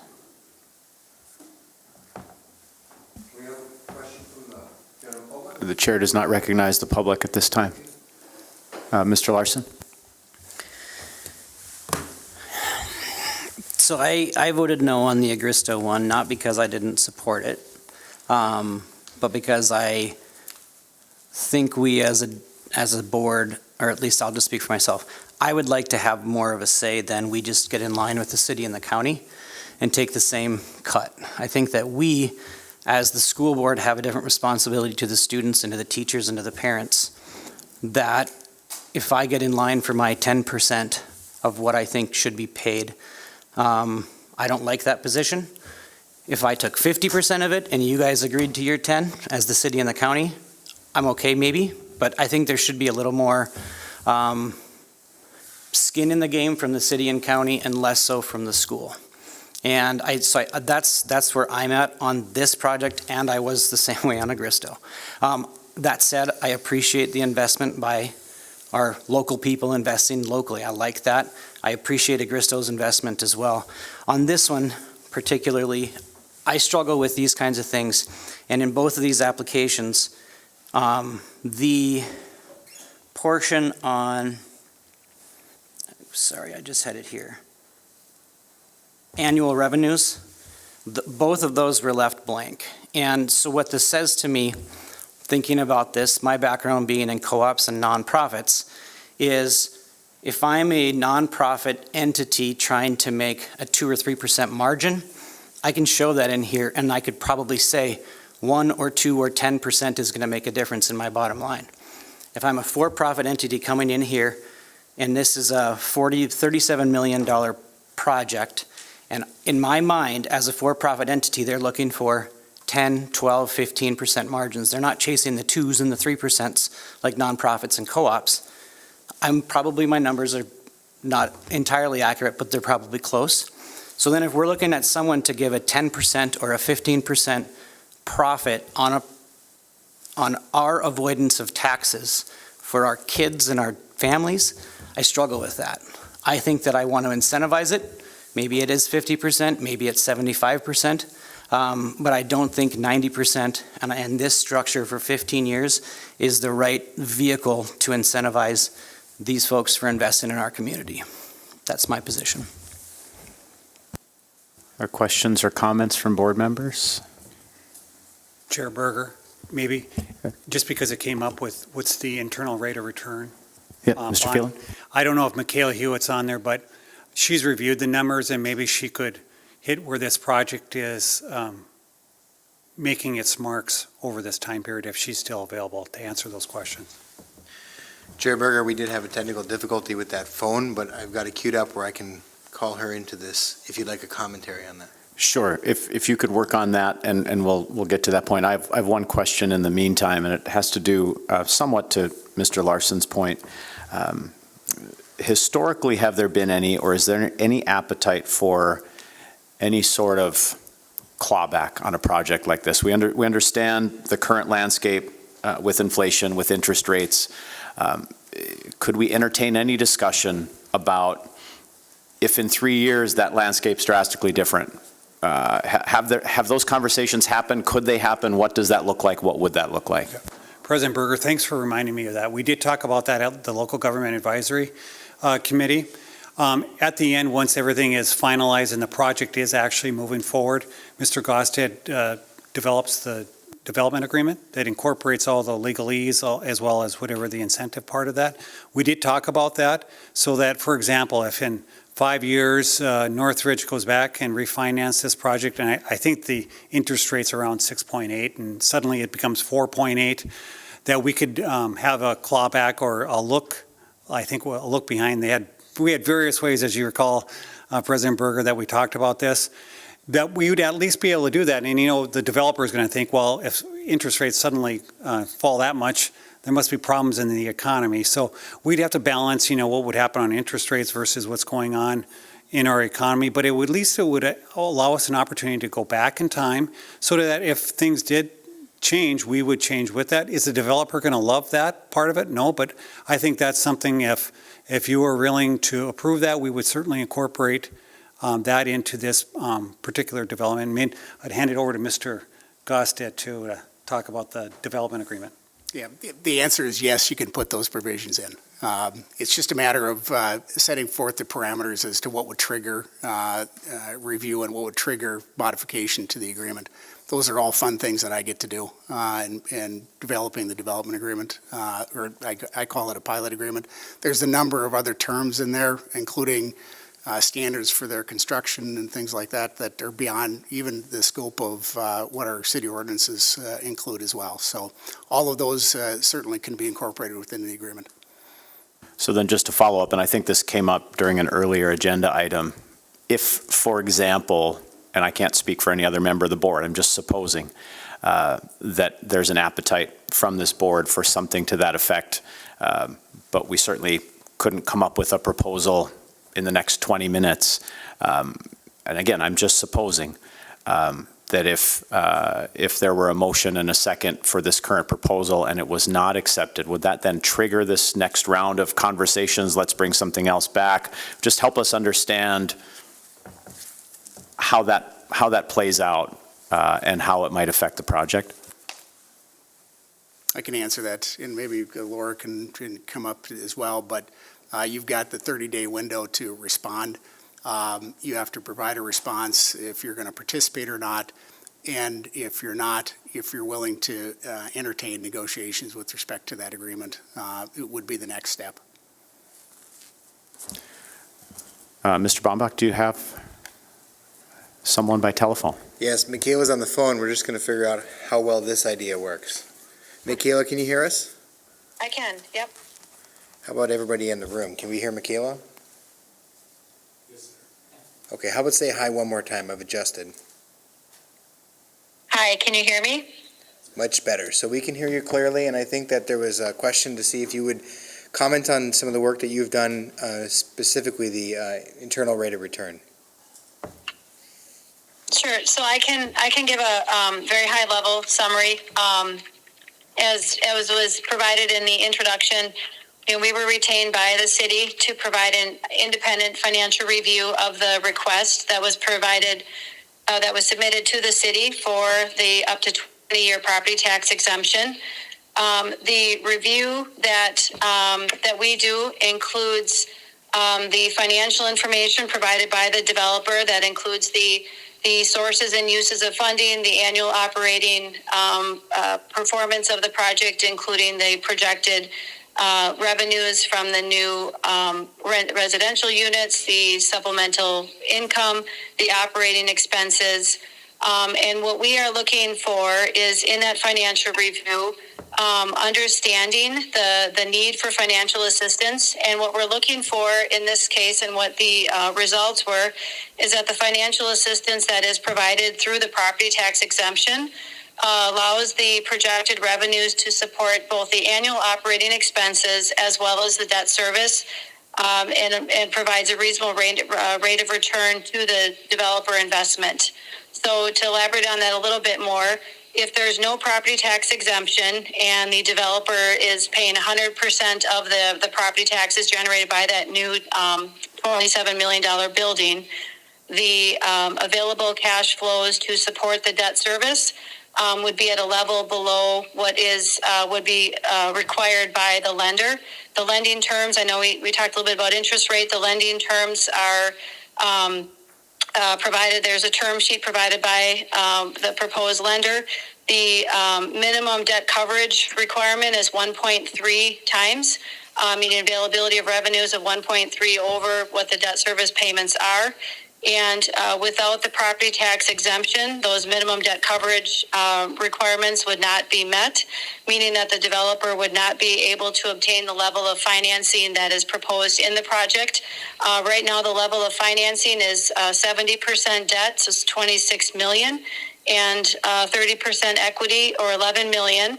And again, without the property tax exemption, that level of debt financing would have to be lower, meaning that there would be a higher level of equity that would be required. And again, with the property tax exemption, the project has a negative cash flow in the early years without any exemption, meaning that there's no return to the investors, and it also doesn't meet minimum debt coverage requirements. The step down property tax exemption as proposed does two things. One, it provides that annual cash flow relief that allows there to be sufficient cash flow to meet the minimum debt coverage requirements that are necessary to obtain financing. And two, over the 15-year period of time, provides a reasonable cash flow to provide the metric that we look at, internal rate of return, which reviews both the annual cash flow and the hypothetical sale of an asset in year 15, meaning if the developer completes the project, holds it for 15 years, and sells it, what would be the overall return on that $11 million investment? And what we've seen, again, is without any property tax exemption, the debt coverage ratio is below what would be allowed to receive the financing, and the internal rate of return is below what the market would bear, meaning there would be no investors attracted to this project. However, on the other side, when the developer had submitted the original up to a 20-year property tax exemption, when we looked at that scenario, we found that that level of assistance would be above the market threshold, meaning that that's too high of a incentive for the project. And so thus part of the recommendation is both to allow the project to be financially feasible, but also allows the project to perform within what's considered a reasonable rate of return based on the recommended 77% blended assistance or tax exemption over 15 years. Questions from board members for Ms. Hewitt?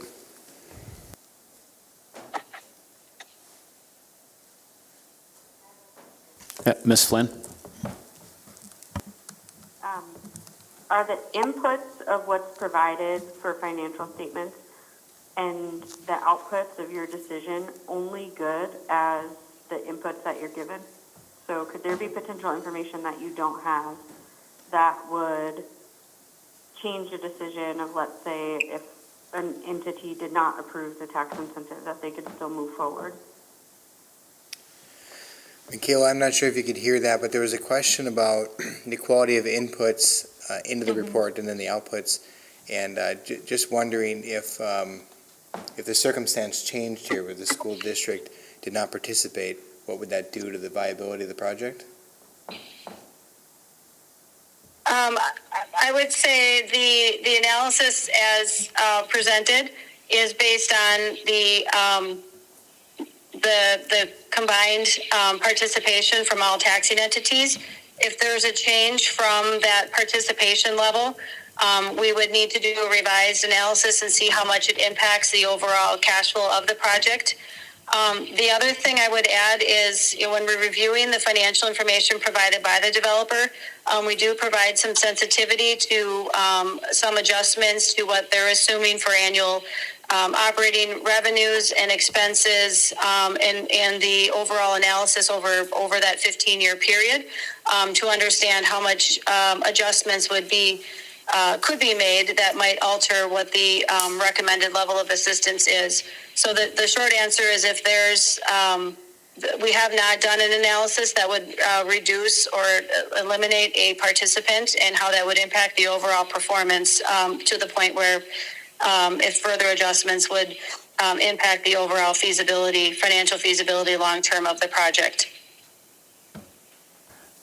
Ms. Flynn, any follow-up from you?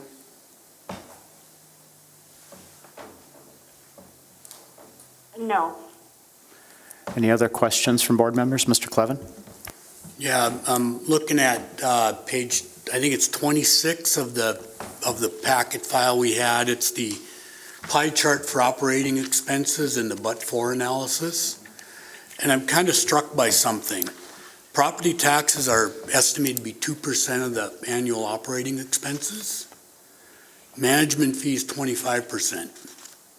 Seems a well-negotiated management fee might get the operating cash kind of where it wants to be without the incentive. Observation, I'm not a realtor developer. I don't know how those contracts get purchased out and negotiated, but I thought that was an interesting observation. My biggest thoughts on this are just spatial. Like, if people are paying attention to the community, we've been having some vigorous debate on attendance boundary issues. This project's across the street from South Middle School, which seems to be able to handle some students. That doesn't seem to be our biggest problem.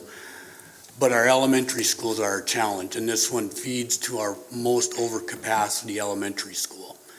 So it makes a hard situation on attendance boundaries exacerbated, and in the short term exacerbated. What might be a problem we can manage for 10 or so years, maybe it's a problem we can no longer manage at all. And that's a real, my biggest consideration on this and the future upcoming apartments that will be in front of us. So that's where my headspace is right now. So thank you. Questions or comments from board members? I have some additional comments. Yes, Ms. Flynn? If we were just doing it for Michaela to do it. No, please go ahead, Ms. Flynn. My comments echo a lot of what Jay just said. I feel like we would be burdened with potential for more students in those tight boundary areas, and certainly we can do the work to help provide a solution to wiggle some stuff around. One of my main concerns is I feel like we heard a speech from Mr. Phelan about how we're partners in this and that we have a part in growing the community. I think we need to take a hard look at how we're really being partners here. I feel very much like in this process, our hands are tied, and this should really be one meeting for a discussion and one meeting to decide the vote. It is constantly feeling like we're being brought with these big projects, and I'm not fully against TIFs. I support the idea, especially for a project like Agristo, and what that could do for our community. But a lot of these other ones, it feels like what we just heard was, if you don't move forward with this and you don't support this, you're going to impact future development in Grand Forks. And that kind of feels a little threatening to me. And I take a little bit of offense to that. We can do a better job as partners together in talking about these projects. I know LeGAC is a part of the conversation, and there's a piece there, but those conversations then don't get brought back to the school board, and we don't have conversations about that. So now we're sitting here getting a presentation the same day we're supposed to vote, and we're on this timeline. It just doesn't feel right to make that decision to support it when I frankly have a lot of questions. I've heard from a variety of citizens who no one has emailed us saying we support this decision, at least for me personally. And I just feel like if the developer wants to make the numbers work, they can adjust it. They don't have any outstanding debts for taxes, so that leads me to believe that overall they're sitting in a pretty good financial position and they would figure it out. I believe that if we're in a position to look at what's best for our district, that is the primary focus here. And I think voting no is appropriate here, and that if the developer still wants to move forward, they can. But we can take our full share of taxes from the beginning. And, you know, I don't think that saying if we vote no or yes to this one, it impacts the next one. Certainly that might impact someone's decision to move forward, but that doesn't mean that my vote is going to carry the same for each project. I take each one of these as they come. But I think the city can do a better job at looking at how these are presented. If the county has another opportunity for it to come back, certainly we should too. But I don't think that we should be the ones asking for that. I think that we should have a process honored where we hear about these things, ask questions, or there's some presentation from LeGAC prior to us having to make a decision. So I don't support this one for those various reasons. And I think the best decision for the kids in our district now is to utilize our full share of the money right away. Thank you, Ms. Flynn. I just want to clarify one thing. You maybe heard Ms. Flynn say a couple of times GAC. Maybe it's tough to hear over the telephone. That's the Government Affairs Committee. So maybe to some of you it sounded like GAP or GAF, but this is a committee of various government affairs folks. So I just wanted to make sure that, Ms. Flynn, that everyone understood what you were talking about. Any other questions from board members' comments? Dr. Lund? Seems like we're beyond questions. We're just to comments, it seems like. I have to politely disagree with my two members about students coming in. Yeah, it could have given us some temporary issues with Discovery and Century, but that's a good problem to have.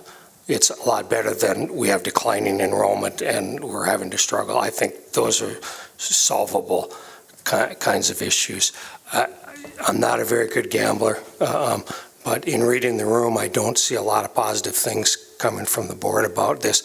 I'm wondering if the board is not in favor of this, would they be in favor of rejecting this, but with the thought to negotiate a change as Mr. Larson had brought up, or is it we're just going to out and out reject it and then we're done with it?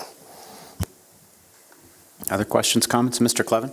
I'll offer some positives. I heard nothing about anything tonight that makes me concerned about the future of Grand Forks. And I've actually talked to people. I'm not an investor, but I talk to anybody who is. I'm like, you want to make a bet? Go buy municipal bonds for Grand Forks, North Dakota, because we're a good bet. We're going to get our business done. And like Mr. Phelan, you said, we find a way to get things done. And I'm going to segue that to what Dr. Lund just mentioned. And I actually learned this from the esteemed Mr. Phelan. Always find a way to say yes. And that's actually what I think we should do. And that's why I asked the question earlier, Mr. Berger, about can we give ourselves time to find a way to say yes? as opposed to just saying no tonight and just washing their hands. So I'm all in favor of finding a way to say yes. I don't think we're there tonight. My own personal observations. But I know we can find a way. And I would love to get the opportunity to do that. Thank you. Other questions or comments from board members?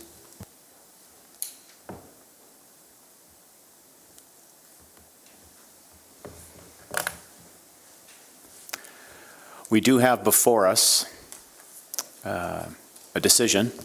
We're still within the 30-day window for this pilot application. I don't believe we have another meeting scheduled before the conclusion of that 30-day window. This is under a recommendations for action. And so at this point, I'd be looking for a motion from a board member regarding this pilot application. Yes, Dr. Lunn? I'll make a motion. Oh, sorry, I've recognized Dr. Lunn, Ms. Flynn, so just one moment, please. I'll defer to Ms. Flynn. Oh, okay. Ms. Flynn, the floor is yours. I would make a motion to not approve the tax incentive request in front of the board.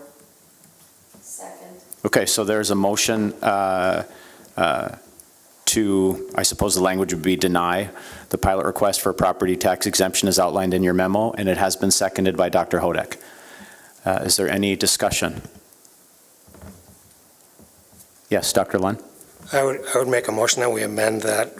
We not only reject it, but that we offer to begin negotiations. Okay, so there has been a request to amend the motion to add an addendum which states the board's willingness to enter into negotiations regarding this pilot request. I'll go first to you, Ms. Flynn. Are you willing to accept that amendment to your motion?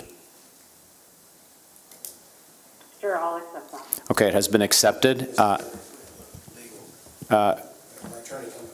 Okay, just parliamentary procedure. Let me just do one more thing, and then I'll defer to you, Ms. Cobb. Dr. Hodek, would you accept that amendment? Okay, so that amendment has not been accepted. So currently the motion on the floor is to reject the pilot application. And we still have discussion on this, but it seems like Ms. Cobb has something to add that might help and aid our conversation. So please. Sure. Just per the statute, any rejection has to have a detailed reasoning for that rejection, and then you also have to indicate whether or not you're willing to participate or not. So it has to have both of those two parts to your motion. Why you're rejecting it, and then if you're willing to participate in negotiations or not. Okay, so the legal counsel has added that we at least need to have a reasoning. And so, Ms. Flynn, I believe I'll go to you since it's your motion. The original motion is to deny the pilot request for property tax exemption. Would you be willing to articulate why for the purpose of Ms. Cobb's legal opinion? Yes, it's my belief that the school district would benefit from denying the tax incentive to receive the full amount of tax benefits from now moving forward. And I believe that the developer would be able to figure out how to financially move forward with the project. And Ms. Cobb, before I go to Dr. Hodek, is that a satisfactory reason why for the purpose of statute? I don't believe that there is a threshold for that in the statute. You just have to detail the reasoning why you're rejecting the property tax incentive in the letter back to the city, as well as if you're willing to participate in negotiations or not. Thank you. So to Dr. Hodek, are you willing to accept Ms. Flynn's addendum regarding the reasoning behind? Yes. Okay.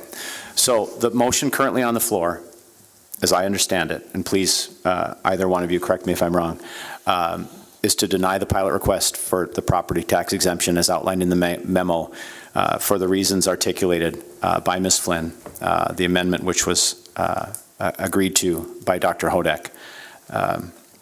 And I hope that between Cindy and Laura Cobb, we have the reasons stated We also, I guess, have an audio record for the purpose of the letter regarding the pilot application.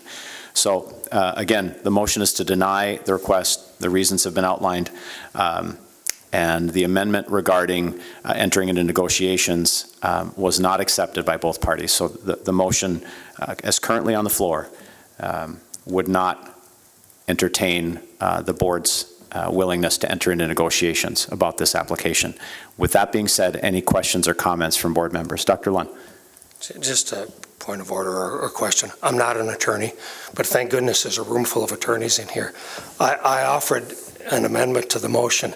I think that offer has to be seconded, and then it can't just be rejected by the two original motions. I think if somebody seconds my motion to amend, I think it's debatable and votable. But again, I'm not attorneys in here. I'll let the attorneys speak in the room. So my understanding of parliamentary procedure, and I'm willing to learn tonight as well. We had a motion on the floor that was seconded. You offered an amendment. The original two parties to the motion have to agree to that amendment. Is that not correct? No, Dr. Lund is correct when he says it needs to be seconded.